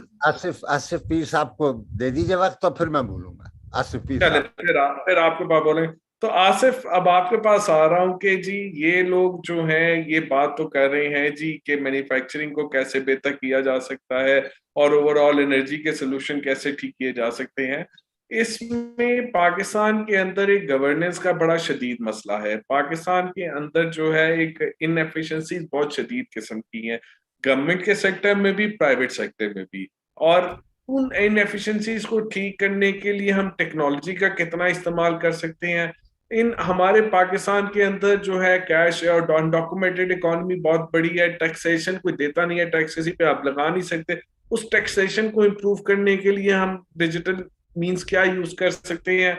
हमारे यहाँ करेंसी इन सर्कुलेशन छत फाड़ के निकल गई है, 40% है इस वक्त मॉनेटरी एसेट्स के, जबकि दुनिया भर में वो 10-12% होती है। पाकिस्तान में वो 30% है मॉनेटरी एसेट के, और पाकिस्तान में 22% होती थी। अगर हम उसको 22% पे ला रहे हैं तो 2 ट्रिलियन रुपीस हमारे मार्केट में निकल आते हैं, और उसकी वेलोसिटी को डाल के 4-5 ट्रिलियन रुपए की एक हम इंजेक्शन कर देते हैं, जिससे रेट वगैरह सब कुछ कम आ सकते हैं। हम टेक्नोलॉजी को कैसे इस्तेमाल कर सकते हैं? फिर पाकिस्तान के अंदर जो है पॉपुलेशन जो है उसमें तो वो एजुकेशन नहीं है, हम कौन सी वो एजुकेशन के टूल्स है टेक्नोलॉजी को यूज करके जो उन्हें स्पेसिफिक वो टूल सिखा सके और उसकी तरफ जा सके। और फिर जो मेरी आपकी बात होती रही है पहले और आज, कि आप लोगों की इंडस्ट्री में एक इस वक्त बहुत बड़ा फुकतान है अच्छे लोगों का, जबकि हाफ बेक सोल्यूशन बहुत आ रही हैं, तो कैसे वो बूट कैंप्स करके वो ठीक है चीज कर सके? और दूसरा ये कि जो स्टार्टअप और ये सारी चीजें हमारे मुल्क में आई थी, और ये वो जो बबल क्या बर्स्ट हो रहा है, या अभी इसमें और पोटेंशियल है? तो अगर हम जवाब देखें एग्रीकल्चर की इंप्रूवमेंट का, टैक्सेशन की इंप्रूवमेंट का, इवन एनर्जी सेक्टर की इंप्रूवमेंट का, तो बहुत सारे सवाल टेक्नोलॉजी के अंदर बैठे हैं। और आप टेक्नोलॉजी के एक एक्सपर्ट हैं और एक आईटी कंपनी चला रहे हैं, तो क्या आपके ख्याल में जो अली तबा साहब ने कहा कि चीजें ठीक हो 3 से 5 साल में नक्शा बदल सकता है इसका?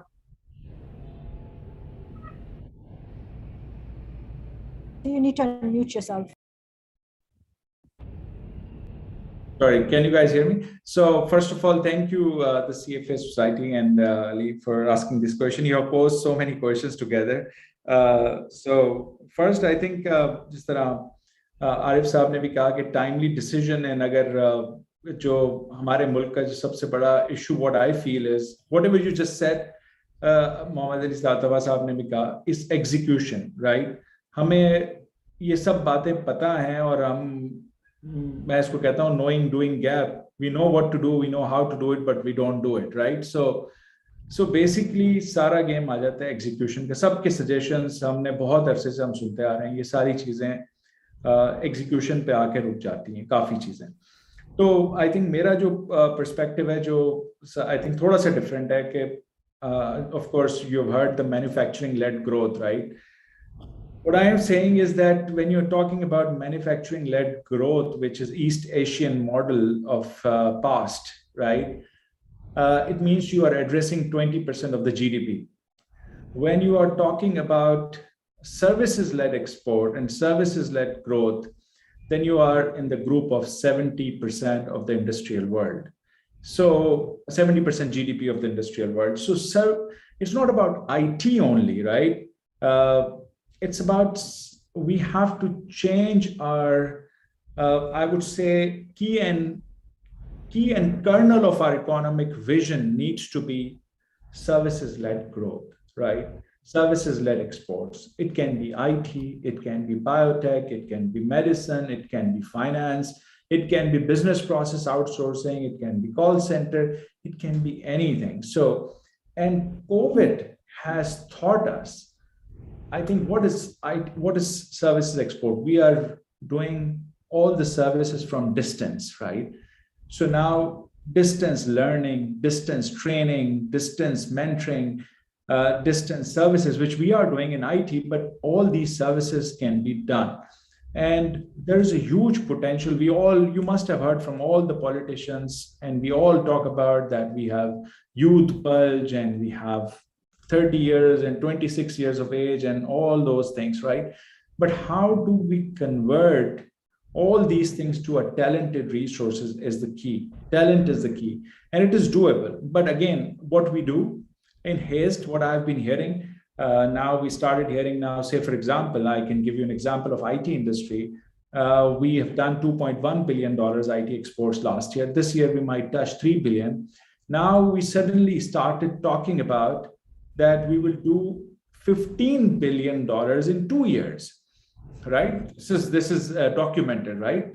You can, so now once you give and throw up those numbers, it gives a non-serious attitude to the industry, that it means we don't know what we need to do, right? So yeah, it is possible, but not in like 1 to 2 years. Maudri Tabas have said that everything requires some key steps that needs to be taken. As you said, like governance inefficiencies, how it can be done. If all these industries, if we are running on subsidies, what efficiencies we can bring through technology. It's a lot of potential. What productivity gains we can produce and make us competitive globally. That is, again, a lot of potential. So what I would say is, of course, I'm very optimistic.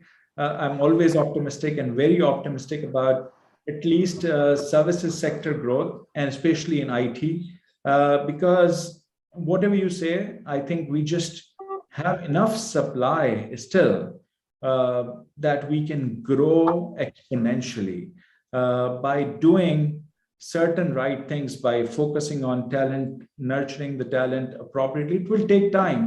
Don't take like it will be done like $10 billion next year, but potential is there. And manufacturing-led growth, as I said, like it can be like probably 10%, 20%. And we have, when you're talking about manufacturing-led growth, we have always talked about net exports, right? What is the net exports? Because they import a lot of things as well.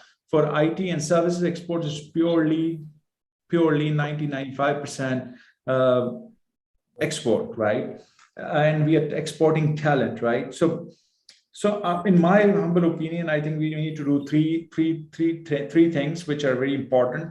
Focus, just broaden our services-led export vision, not limit just to IT. IT is the key integral part, but all the services, because training of all other services are relatively easier than IT training. So if we broaden our horizon, we can have a lot of export potential on our card.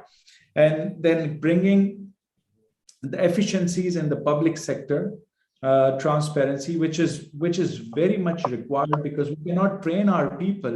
If, say, for example, Mohammad Ali Daba, Arif Habib Saab, if they don't deploy the technology in their industries, where would we train people, right? So the local conglomerates, local companies need to invest a lot in technologies to make them competitive and give an opportunity to the local companies so they can produce certain assets, certain accelerators, certain products. So eventually they can export. Eventually they will be able to export the talent. Eventually they will be export the products they have jointly developed with those industries, because they have the business acumen and they know what the problems are. And if we solve those problems through a product jointly done, this is exportable service and exportable thing, right? And number three, I would say is like you guys are saying that without economic sustainability and policy sustainability, it's services exports you can't grow, because I face a challenge because customers put us in the risk basket, you know. Whenever I go, wherever I go,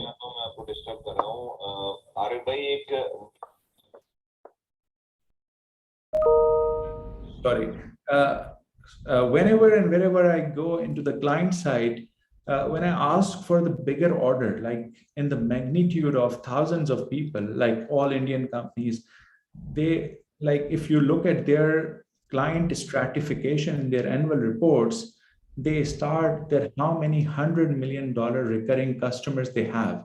And you will see they will list like from 35 to 75 customers are $100 million in a recurring revenue. What does it mean?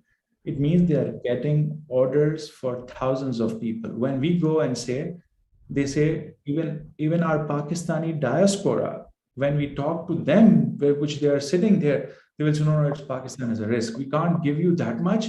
We have to give 90% somewhere else. And yeah, we can give you 5-10% because we face this as a risk in the country, right?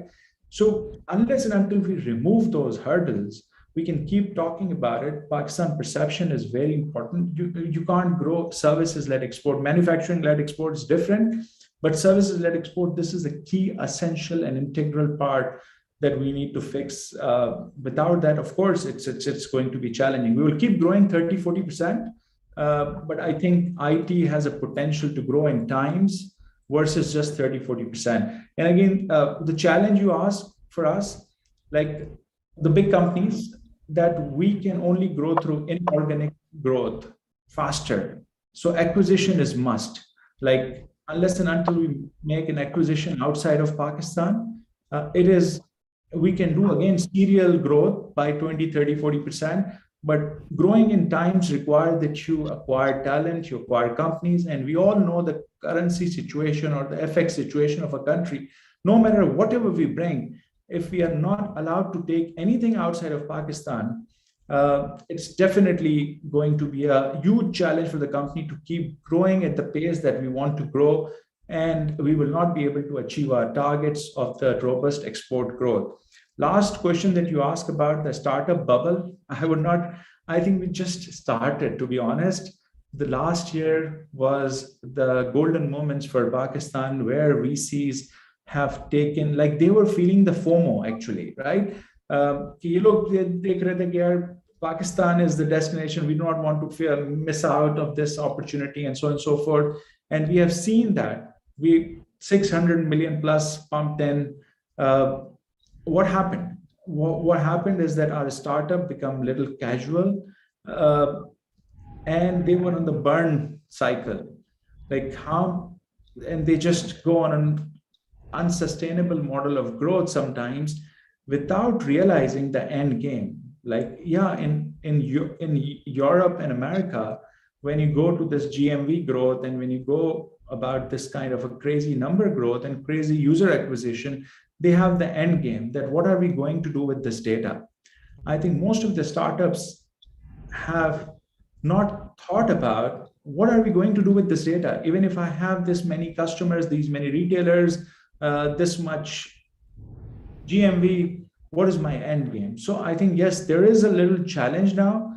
Now, whoever will survive and thrive if they fix their model on a sustainable model and resilience model versus just a burning model, because when the country situation is not good, VCs will not pump in the money which they were pumping last year. So there will be a little break unless and until we put our house in order. So that break will also put many startups into turmoil because they have based their burn rate based on the future funding raise rounds that they have planned.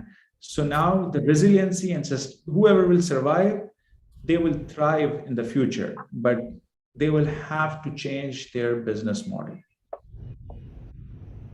Thank you, Asif.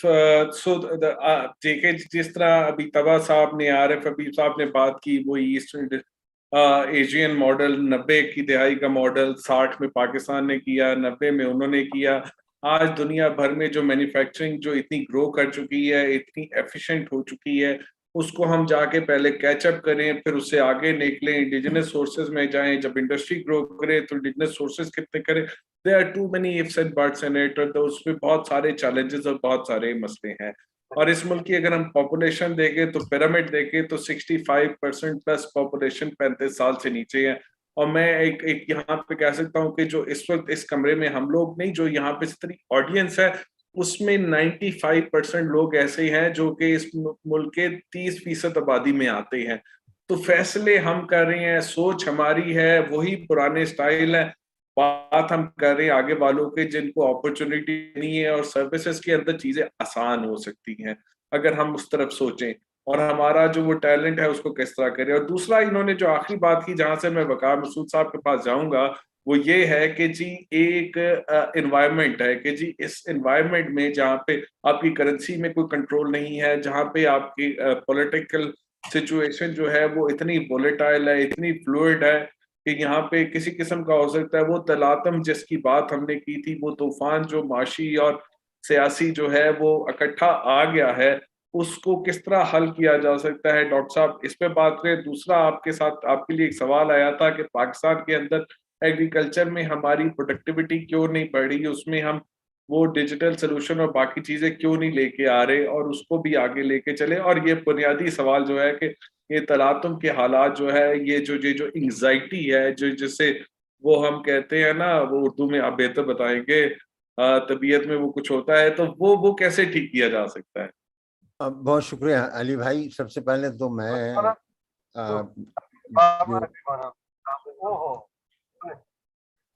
ये जी mute कर लें आप। जी जी।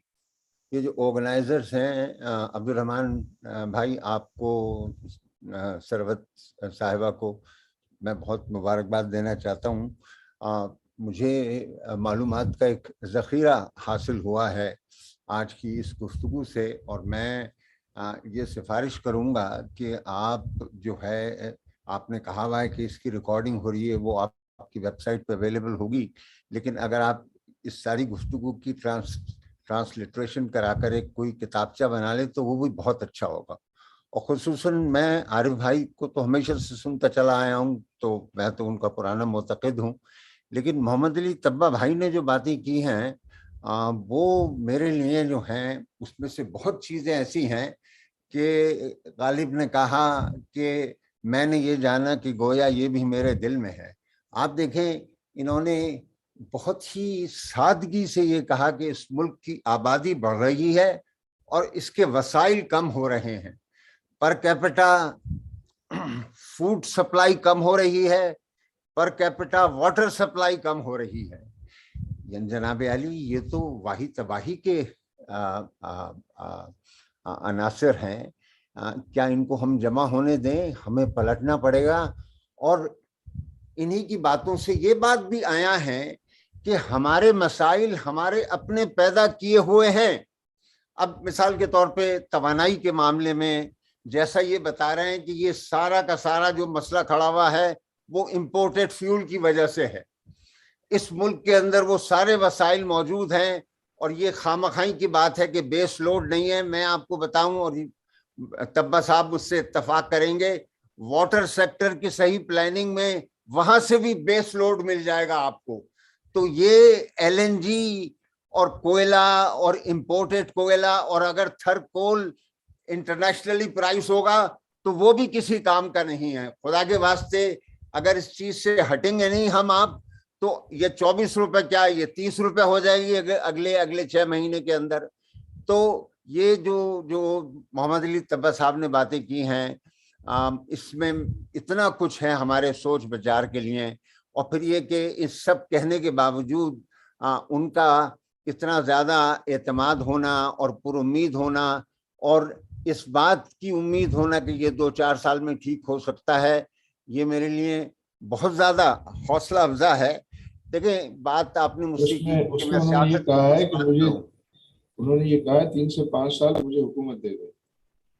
अच्छा, वो भी देख लेंगे। अभी मैं आपसे जो बात कर रहा हूँ, मैं आप देखें, सियासत मुझे आती नहीं है, लेकिन सियासत का जो हाल है मैं चंद अशार आपके सामने रखकर आपसे इजाजत चाहता हूँ। अब तो कुछ और ही अंधेरा है, अब तो कुछ और ही अंधेरा है, और ये मेरी रात का सवेरा है।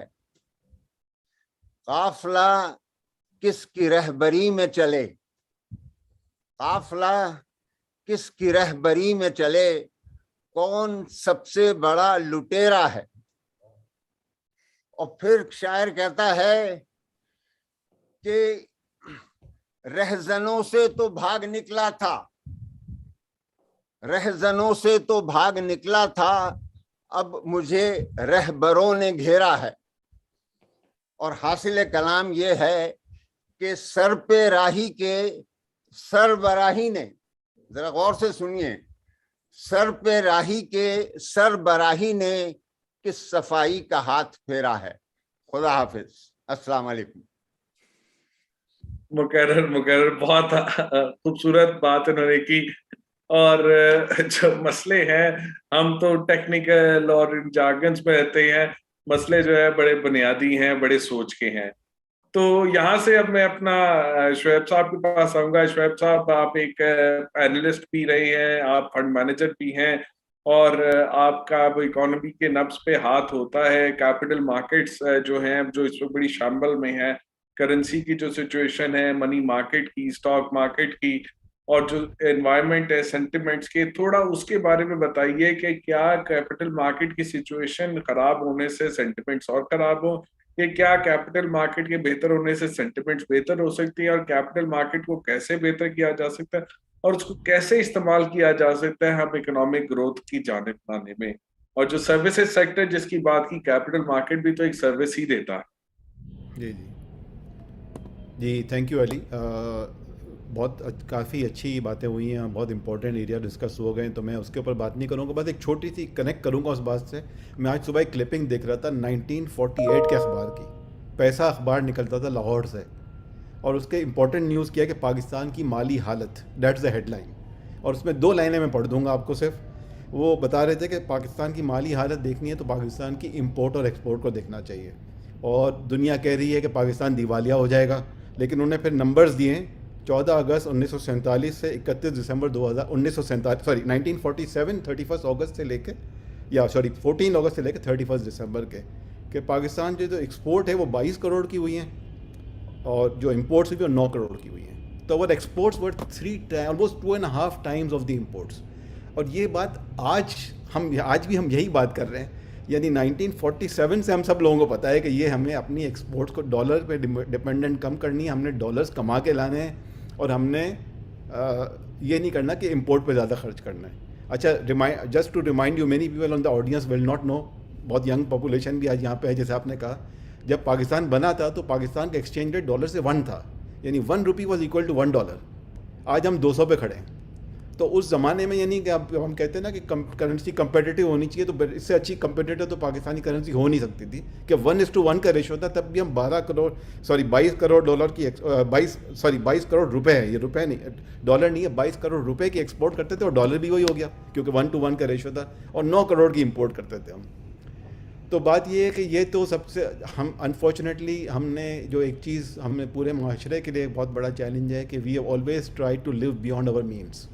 پہلا تو سب سے امپورٹنٹ میسیج ہمارے لیے یہی ہے کہ جب تک اپنے چادر دیکھ کے پاؤں نہیں پھیلائیں گے تو یہ مسئلہ رہے گا. اور ہماری جو محمد علی صاحب نے بڑی اچھی بات کی کہ ہم پیچز پہ کام کر رہے تھے, ہمیں IMF پیسے نہیں دیتا تھا تو ہم سعودی عرب چلے گئے, اس سے کچھ پیسے لے لیے. مجھے یاد ہے 98 میں when I was 88 میں جب نیوکلیئر ٹیسٹ ہم نے کیا تھا تو اس وقت پاکستان کے ریزرو بہت گر گئے تھے, and I was working for Pakistan Kuwait investment company there. تو مجھے یاد ہے کہ کویت سے ہم نے ارینج کر کے $500 ملین پاکستان کو دیے تھے ریزرو پورے کرنے کے لیے. اس وقت $500 ملین بھی بہت ہوتا تھا پاکستان کے لیے. ہم نے وہ عادت آج تک نہیں چھوڑی ہے. اب وہی بات ہے کہ اگر IMF نہیں دے رہا تو سعودی عرب سے جا کے پیسے مانگ لیے, سعودی عرب نہیں دے رہا تو چائنا سے جا کے مانگ لیے, لیکن یہ مانگیا پہ کب تک گزارا کریں گے. تو آج ہماری سچویشن جو بھی بات ہو رہی ہے کہ اکنامک سچویشن ایسی ہو گئی ہے کہ تقریباً ہمارے اس وقت جو ڈومیسٹک ڈیٹ ہے اس پہ 4 ٹریلین کی ہماری صرف انٹرسٹ ایکسپینس ہے at the current exchange rate, current interest rate. Out of 6 trillion کی ہم بات جو کر رہے ہیں کہ ہم ٹیکس ریونیو کریں گے, تو 4 ٹریلین تو صرف انٹرسٹ پیمنٹ ہے, ڈیٹ کی ری پیمنٹ کی بات نہیں ہو رہی, ابھی پرنسپل کی ری پیمنٹ کی بات نہیں ہو رہی. سملرلی جو گورنمنٹ ڈیٹ ہے وہ $100 بلین ہے, ٹوٹل ڈیٹ تو ہمارا $128 بلین کے قریب پہنچ گئے. $100 بلین ہے, آپ 5% ایک ریٹ پکڑ لیں اس کے اوپر کہ 5% ہے, تو آپ کو جو ہے نا $5 بلین تو آپ کو صرف انٹرسٹ کی پیمنٹ اس کی سال کی کرنی ہے. تو جسٹ امیجن کہ کہاں ہم کھڑے ہیں. اچھا, جو اس سے اگر میں بات کروں گا 2 امپورٹنٹ چیزوں کی, کہ ایک ہم بات کرتے ہیں نا کہ وہ اگر آپ نیٹ امپورٹس کی بات کی, آصف پیر نے ہی بات کی کہ نیٹ ایکسپورٹس کیا ہے ہماری, اور ہم سب سمجھتے ہیں کہ اگر را مٹیریل اگر امپورٹ کریں گے, اگر ایسا را مٹیریل امپورٹ کریں گے جس سے ایکسپورٹ بڑھے تو there is no harm in it. Unfortunately ہمارے پاس یہ را مٹیریل پاکستان میں موجود ہے, this is the main power of this country. ہم یہ دیکھیں, یہ رینیوبل بھی ہے ساتھ میں, یعنی یہ کہ پاپولیشن بریڈ مور پاپولیشن, ہمارا پاپولیشن گروتھ ریٹ بھی اچھا ہے. تو یہ جو ہیومن ریسورس ہے نا, جب تک اس کو ہم اچھی طرح یوٹیلائز نہیں کریں گے نا, تو unfortunately we can not continue to kind of survive, number 1. دوسری بات یہ, اگر آپ دیکھیں ایکسپورٹس کی بات کریں, اگر ہم دیکھیں کہ ایکسپورٹس میں ہماری انڈیا کی جو سروسز کی ایکسپورٹ ہے $250 بلین ہے. اگر ہم کچھ پیرامیٹرز پہ پاکستان از 1/10 of India in terms of population اور اکانومی اور سائز, کچھ پیرامیٹر 1/7 ہے. ہم سیدھا ہم پکڑ لیں کہ ہم 1/10 بھی پکڑ لیں اگر, تو $250 بلین کی اگر انڈیا سروسز کی ایکسپورٹ کرتا ہے تو ہماری اس پیمانے پہ کم سے کم $25 بلین تو صرف ہماری سروسز کی ایکسپورٹ ہونی چاہیے, اور ہماری ٹوٹل ایکسپورٹ پچھلے سال $25-26 بلین تھی. تو یہ ایک ضرورت ہے ہمیں اپنے آپ کو ٹھیک کرنے کی. اور اس کے ایک ساتھ ایک تو یہ بات ہوگی جو آپ کیپٹل مارکیٹ کا جو آپ کا ایکچوئل سوال تھا, انفارچونیٹلی ہمارا جو ملک کی اور گورنمنٹ کا اور پبلک سیکٹر کا حال ہے وہی ہمارا اپنا بھی پرسنلی بھی حال ہے ہماری جو saving rate in the country ہے وہ 14 to 15% ہے. اور میں ایک ریسرچ کی تھی ریسنٹلی, تو میں نے دیکھا تھا کہ 1990 تک پاکستان اور انڈیا کی جو سیونگ ریٹ تھا وہ برابر تھا, بہت ہی کلوز, 1-8% اوپر نیچے ہوتا تھا. Then in the last 30 years we have completely lost the way. وہ چلے گئے 34% پہ, 32 to 34% سیونگ پہ, ہم وہی 14-15% پہ کھڑے ہیں. ہمیں اپنی سیونگ کو انکریز کرنے کی ضرورت ہے, اور وہ ضرورت ہے اس کے لیے ایجوکیشن. تو میرے خیال میں تو جو سب سے امپورٹنٹ سولوشن ہے وہ ایجوکیشن ہے.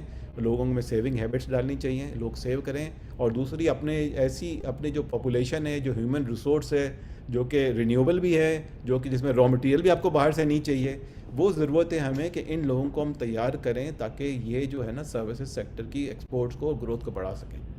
ہم نے ہمیشہ فوکس کیا ہے, پچھلے 1-2 سال کو اگر چھوڑ دیں تو وہ ہماری مینوفیکچرنگ پہ کیا ہے, وچ از فائن, بہت اچھی بات ہے. مینوفیکچرنگ پہ, ایکسپورٹ پہ ہی بڑھنی چاہیے. اگین وہی بات ہے کہ آپ کچھ را مٹیریل لیں گے, کچھ را مٹیریل جیسے فار ایگزامپل محمد علی کرتے ہیں کہ سیمنٹ کا را مٹیریل پاکستان میں اویلیبل ہے, کچھ کافی حد تک تو وہ یہاں سے سیمنٹ بناتے ہیں, ایکسپورٹ کرتے ہیں, وچ از گڈ.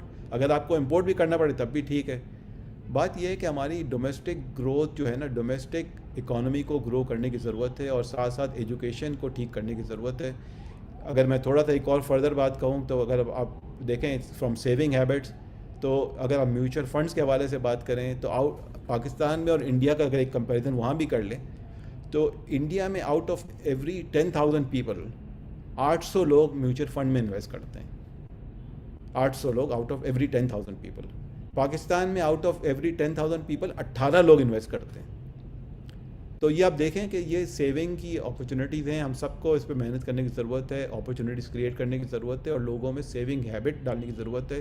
ہم یہ 14-15% ڈومیسٹک سیونگ پہ ہم نہیں گرو کر سکیں گے, ہمیں اس کو 30% پہ لے جانا ہے.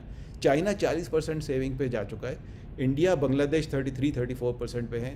جب تک یہ اسٹرکچرل ایشوز ہیں ان کو ہم ٹھیک نہیں کریں گے نا, تو ہماری سچویشن خراب ہوتی جا رہی ہے, اور ابھی صورتحال پہ آ گئی ہے کہ یہاں سے اس کو ریوائول کرنا بہت مشکل ہے, کیونکہ ہمارے اوپر جو لائبلٹیز ہیں, ڈیٹ ہے, وہ اتنا بڑھ چکا ہے کہ اصل میں سب سے پہلی تو بات یہ ہے نا کہ ہم اپنی جو ڈیفیسٹس کو ختم کریں. چاہے ہمارا کرنٹ اکاؤنٹ ڈیفیسٹ, جو ٹوئن ڈیفیسٹ ہے ہمارا, اس کو ختم کریں, پرائمری ڈیفیسٹ کو ختم کریں. اور IMF کا پرسکرپشن جو ہے نا, بات یہ ہے کہ ہم ڈنڈے کے زور پہ ہی چلتے ہیں انفارچونیٹلی. تو اس میں IMF کی کچھ چیزیں اچھی بھی ہیں کہ وہ آپ کو ڈسپلن لانے کی کرتے ہیں, یہ ہمیں, اور یہ ڈسپلن انفارچونیٹلی ہمارے یہاں اکنامک مینیجرز ہیں, وہ آتا نہیں ہے جب تک وہ ڈسپلن لایا نہیں جائے, امپورٹڈ ڈسپلن نہ ہو. تو کچھ چیزیں امپورٹڈ خراب ہے, لیکن میرے خیال میں یہ امپورٹڈ چیز اچھی ہے کہ ڈسپلن ہے. ہم دیکھیں دنیا سے بہت ساری چیزیں سیکھنے کی بھی ہیں. تو یہ جو ہے نا کہ ڈسپلن ہے, ایجوکیشن ہے, یہ سب چیزوں کو, وہ انفارچونیٹلی ہم کہتے ہیں کہ ایجوکیشن کو ڈومیسٹک کر دیں گے, باہر کے جو ایجوکیشن سسٹم ہے وہ اچھے نہیں ہیں, اس میں ڈالر چلے جاتے ہیں ہمارے. یہ مائنڈ سیٹ ہمارا جو ہے نا بڑا غلط ہے. ہمیں اس کو, یہ را مٹیریل ہے, ہمارے ملک کی پاپولیشن جو را مٹیریل ہے, اس کو یوز کرنا ہے اور اپنی اکانومی کو گرو کرنا ہے. I will stop here. Thank you. Thank you ji, یہ بڑی آپ نے اچھی بات کی. اچھا, یہ جو آپ سیونگ کی بات کر رہے ہیں, اس میں تھوڑا سا ہمیں یہ بھی دیکھنا چاہیے کہ ہمارے یہاں انفارمل سیونگز کتنی ہوتی ہیں, ہمارے یہاں انفارمل اکانومی کا سائز کتنا ہے, ہمارے یہاں کتنے لوگ جو ہیں وہ ریئل اسٹیٹ میں انویسٹ کرتے ہیں, اور ریئل اسٹیٹ کی ویلیو جو ڈاکومنٹ ہوتی ہے وہ اصل میں کیا ہوتی ہے. ہمارے یہاں کتنے لوگ جو ہوتے ہیں کسی دوست کے پاس اپنے اس کے کاروبار میں انویسٹ کر دیتے ہیں.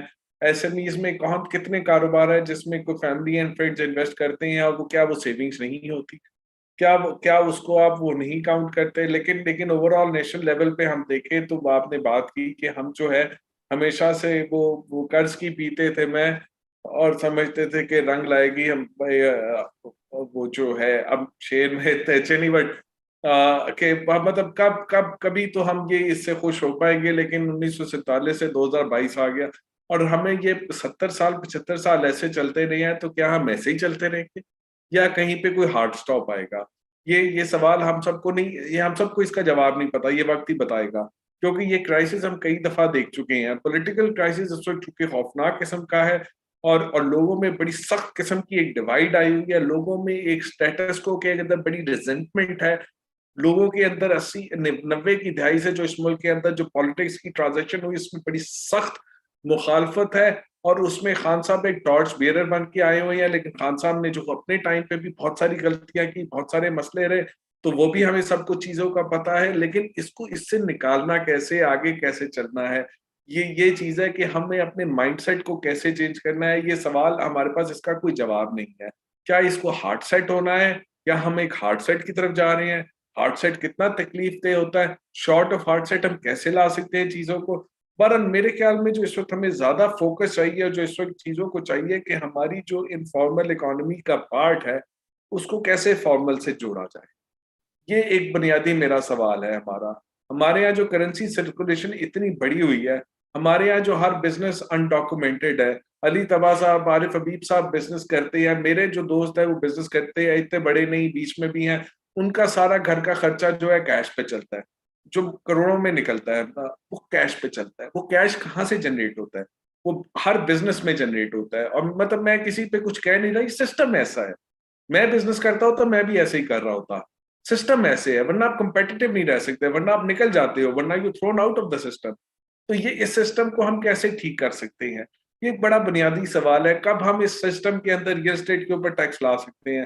کب ہم اس سسٹم کے اندر ایگریکلچر کے اندر ان لابیز کے اندر وہ جو سبسڈیز لیتے ہیں ان کو ٹیکس لا سکتے ہیں؟ کب اس سسٹم میں ہم امپورٹ سبسٹیٹیوشن کے کمر کو کم کر سکتے ہیں؟ کب اس سسٹم میں اس پالیٹکس کا جو پورا یہ سٹرکچر ہے جس کے اندر یہ جو پیسہ ڈلتا ہے اس سے نکلتا ہے اور وہ بزنسز میں ڈسٹریبیوٹ ہوتا ہے, پھر بزنسز اس کے اندر فنڈ کرتے ہیں, وہ پھر اپنے انٹرسٹ کو پروٹیکٹ کرتے ہیں, اس سے ہم نکل سکتے ہیں؟ یہ ایک بنیادی سوال ہے. یہ ہمیں اپنے آپ سے پوچھنے ہیں, یہ ہمیں اپنے ملک میں ہم سب کو پوچھنے ہیں.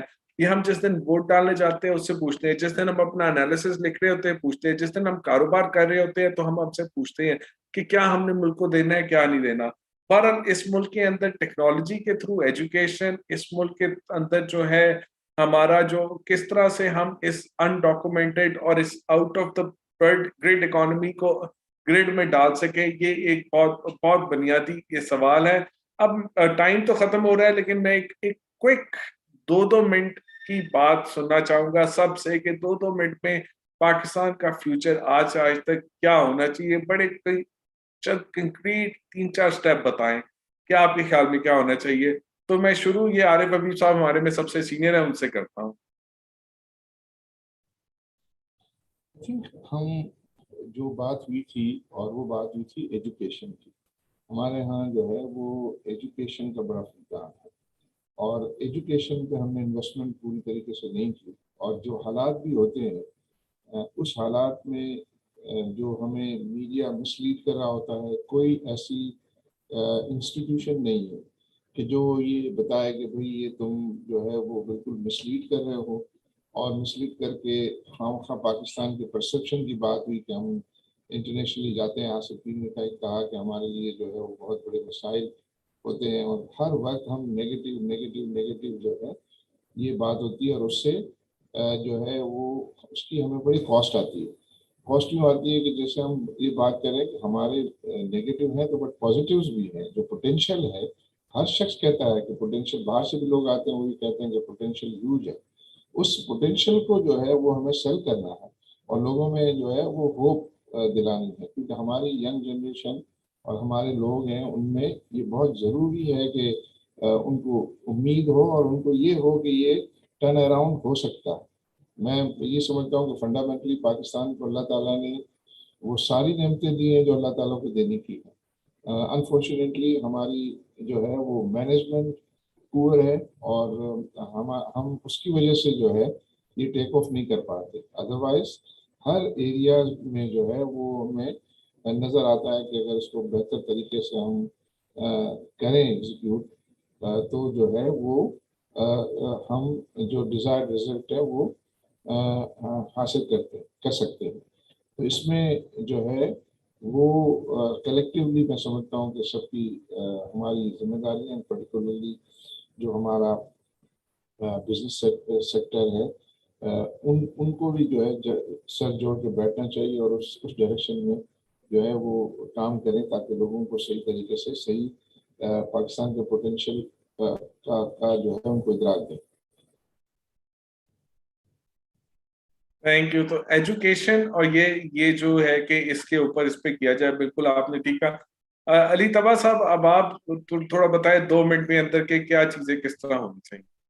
بھائی جو آپ کی جو اکنامک ڈیسیجن ہے نا, اگر وہ پالیٹیشین سے ہٹا کے کسی اور کو دے دے تو آپ کا ملک 5 سال میں ٹھیک ہو جائے گا. آپ کو میں نے بتایا ہے. نمبر 1 नंबर 2, आरिफ भाई ने कहा बहुत पोटेंशियल है, हर सेक्टर में potential, agriculture, mining, IT, textile, मतलब you name it and it's there.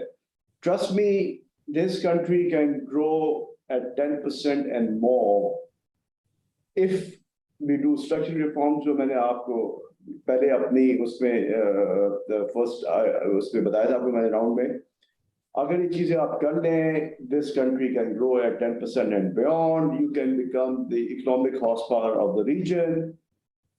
But if you don't do, you have already missed out. I think you are going to go down the drain, and with this bulging population, this country will be ungovernable.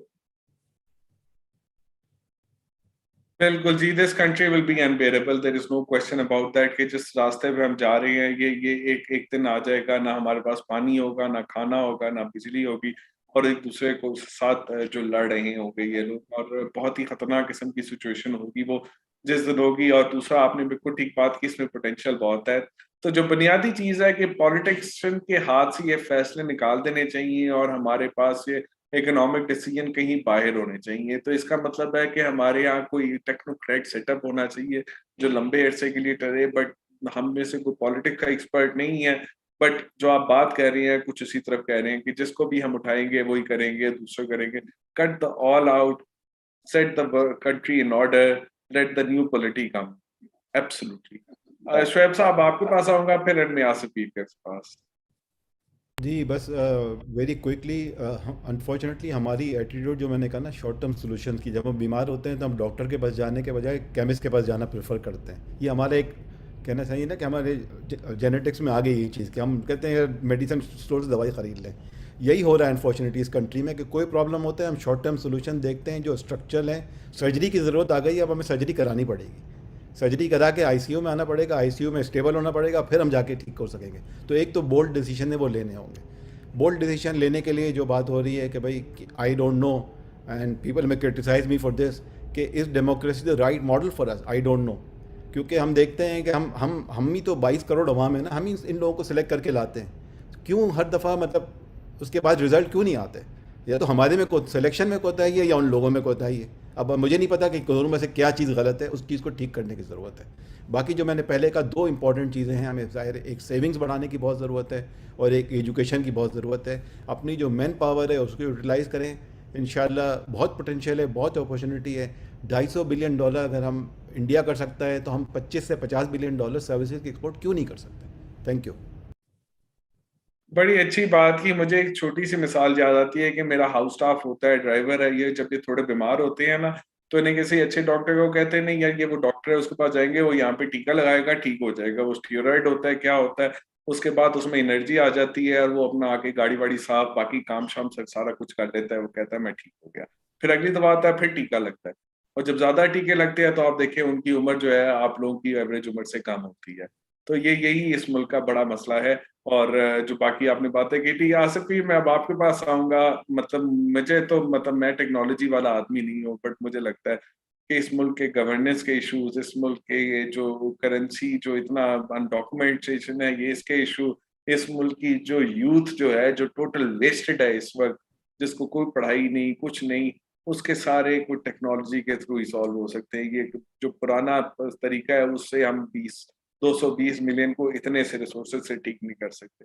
तो वो आप इस बारे में क्या कहेंगे? ये तो बिल्कुल, I think you are right on the dot.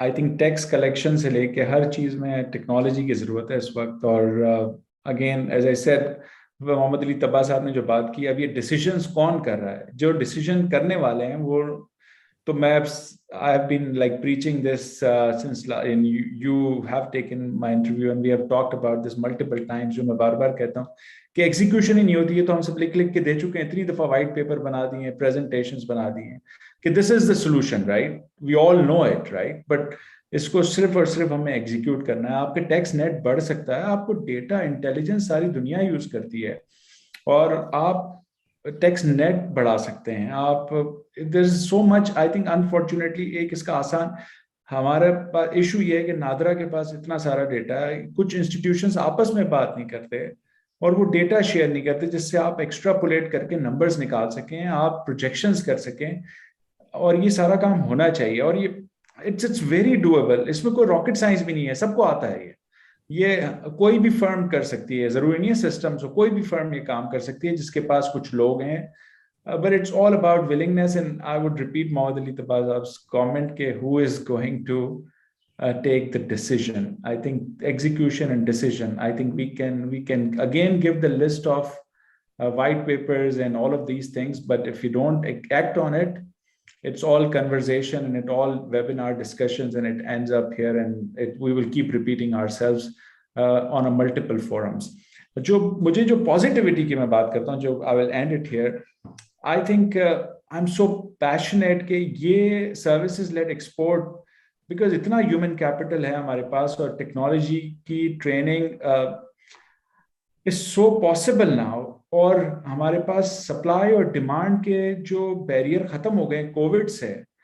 I think it's a huge opportunity. Pre-COVID, there was a different mindset. Post-COVID, it's a very different mindset, because now distance and remote is 100% acceptable in every country. Wherever previously it was not acceptable, نہیں آپ کو آ کے یہ کرنا ہے, یہ کرنا ہے, فیس ٹو فیس چاہیے ہمیں, آپ ٹریول کر کے آئیں, آپ کو ویزا چاہیے, وہ جو ہمارے ایکسکیوزز تھے وہ سب ختم ہو گئے ہیں. ویزے کے ایکسکیوزز بھی ختم ہو گئے ہیں, جانے کے بھی ایکسکیوز, لرننگ کے بھی, سپلائی کے بھی, ڈیمانڈ کے بھی.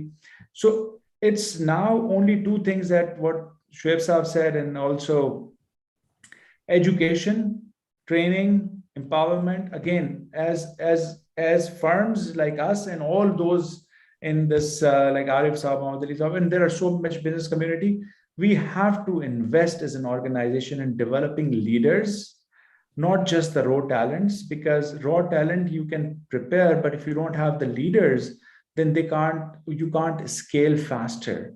So leaders and middle management, and we need some framework for our professors, our teachers. We have to train them so they train perfectly to the kids, because unfortunately they lack sometimes the practical aspect of it, and whatever the kids come out of it, they are all theoretical in nature, and we don't produce the leaders in this country, right? And we need leaders to grow faster. So potential is there. I'm very optimistic. IT export, regardless whatever government will do or not, doesn't matter. This sector doesn't need any subsidy. This sector doesn't need anything, just some foreign exchange regulation that needs to be fixed. Freelancers, we are the third largest in the country. تھوڑی سی training کے ساتھ آپ free lancers بنا سکتے ہیں. آپ کو میں ایک بات جس پہ میں ختم کروں گا, کہ پاکستان میں world economic forum, we are the most cost effective destination for IT outsourcing. I'm not saying this is World Economic Forum is saying we are still the cheapest of the lot. We compete with Indians, we compete with Vietnamese, we used to compete with Ukraine.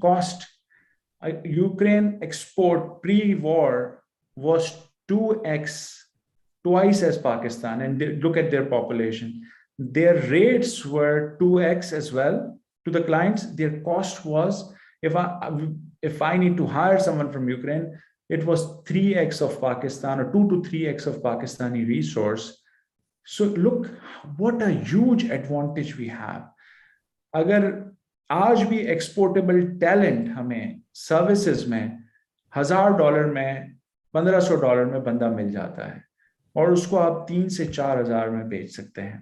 اور as a free lancer کتنے بچے ہیں جو اپنے آپ کو $2,000 $1,500 میں آرام سے بیچ سکتے ہیں, اور بیچ رہے ہیں, اپنے آپ کی سروسز کو سیل کر رہے ہیں. Sorry what I mean. So اگر ہم ان کو ہی گروم کر لیں, وہ آئی ٹی کمپنیز گرو کریں نہ کریں, اگر ان کو ہم فریم ورک دے دیں, فری لانسرز اتنا اس ملک میں ہو جائے گا. لیکن وہ چینل سے پیسے لے کے آئیں, اس کو اسٹیٹ بینک فیسیلیٹیٹ کرے, ہم اس کو ڈاکیومنٹ کریں, I think it will be a game changer for Pakistan. So 50-60 ہزار بچہ اگر فرض کریں لگ جاتا ہے as a freelancer, just 50,000-60,000 people, you will get $1 to $2 billion of exports. And what are we talking about? Like they are going to $100,000 to $2,000 a month. It's a huge potential for Pakistan. We just need to act on it. And again, I will end what Mohammad Ali said. We just need to change our execution model. we all have the solution of our problem. We all know the problem. Shoaib साहब ने 47 से निकाल के पूरी summary बता दी, आज तक वही प्रॉब्लम की बात कर रहे हैं, और ये हम 20 साल तक यही बात करते रहेंगे अगर हमारे पास कोई चेंज, हमने कुछ नहीं किया और हमने सिर्फ बातें ही की, तो unfortunately we will end up, but we have a lot of potential. That's what I would say to fix this. Thank you, Asif. और अगर हम सबकी बात को अगर देखें तो this is what we need to change the execution model. We need to this country is being run. We need to take the economy out of the hand of the politician. We need to take the decision out of the rent seekers or the whole system where these rents are entrenched. और हमें services की तरफ देना चाहिए जिसमें हमारी input कम है. हमें उन्हें इंटरनेट देना है, हमें उन्हें मशीनें होने चाहिए, उन्हें थोड़ी एजुकेशन चाहिए. वो किसी भी कोने में, किसी भी गांव में, किसी भी शहर के अंदर बैठ के वो अपना काम कर रहे हैं. बिल्कुल. आपको कोई फैक्ट्री की जरूरत नहीं, कुछ नहीं, बट उनको एक राइट फ्रेमवर्क देना है, फैसिलिटेशन देना है. और दूसरा, इस मुल्क के अंदर जो लोग टीवी देखते हैं, इस मुल्क के अंदर जो इतनी नेगेटिव एनर्जी है, इसको ट्रांसफॉर्म करना है अपने पॉजिटिव एनर्जी में. और पाकिस्तान के अंदर यही इसी 1960s के 70s के अंदर वापडा के अंदर से बेस्ट इंजीनियर्स बने थे. इस मुल्क के डॉक्टर्स भी बहुत अच्छे रहे हैं, और आज भी आप देखें दुनिया भर में ये लोग अच्छे हैं. आपको पाकिस्तान में बस वो लोग इतने अच्छे नहीं मिलते. उनको उन एनर्जीज जो है उसको अपने पॉजिटिव तरफ लाना है, और सिस्टम में जो टॉक्सिटी है इस सिस्टम को चेंज करना है. वरना सॉल्यूशंस हम सबको पता है, हम लिख के थक गए हैं, रट गए हैं, अब तो बोर हो गए सॉल्यूशन लिख के कि लिखें क्या, होता तो कुछ नहीं है. तो हमने उसको जो पीछे जो उसके पीछे जो तरीका है ना करने का, उसको चेंज करना है. और उसमें क्या हमें मतलब किस तरह का पॉलिटिकल सिस्टम चाहिए, किस तरह की चीजें चाहिए, ये एक हार्ड सेट मुझे लगता है इस क्राइसिस से अगर निकल आए तो फिर वो 10% growth, unabated IT growth, saving rate, ये सब हमें मिलता है. On that optimism note कि जी यहाँ से every crisis has an opportunity, हम इससे learn करें. So I like to thank you all for joining us. So Sarwat, do you have any message? Ji, thank you so much. I wanted to just let you know, thank you everyone for joining. It has been an extremely interesting session, and you have extremely good feedback. We request all of you to please share your feedback through this form. You can scan the QR code, or in the chat box, please posted the link. So that's all I have to say. Thank you all of you for being here today, and it has been an amazing session. Thank you. Thank you. Thank you, everyone. Thank you. Allah Hafiz. Thank you. Thank you. Allah Hafiz.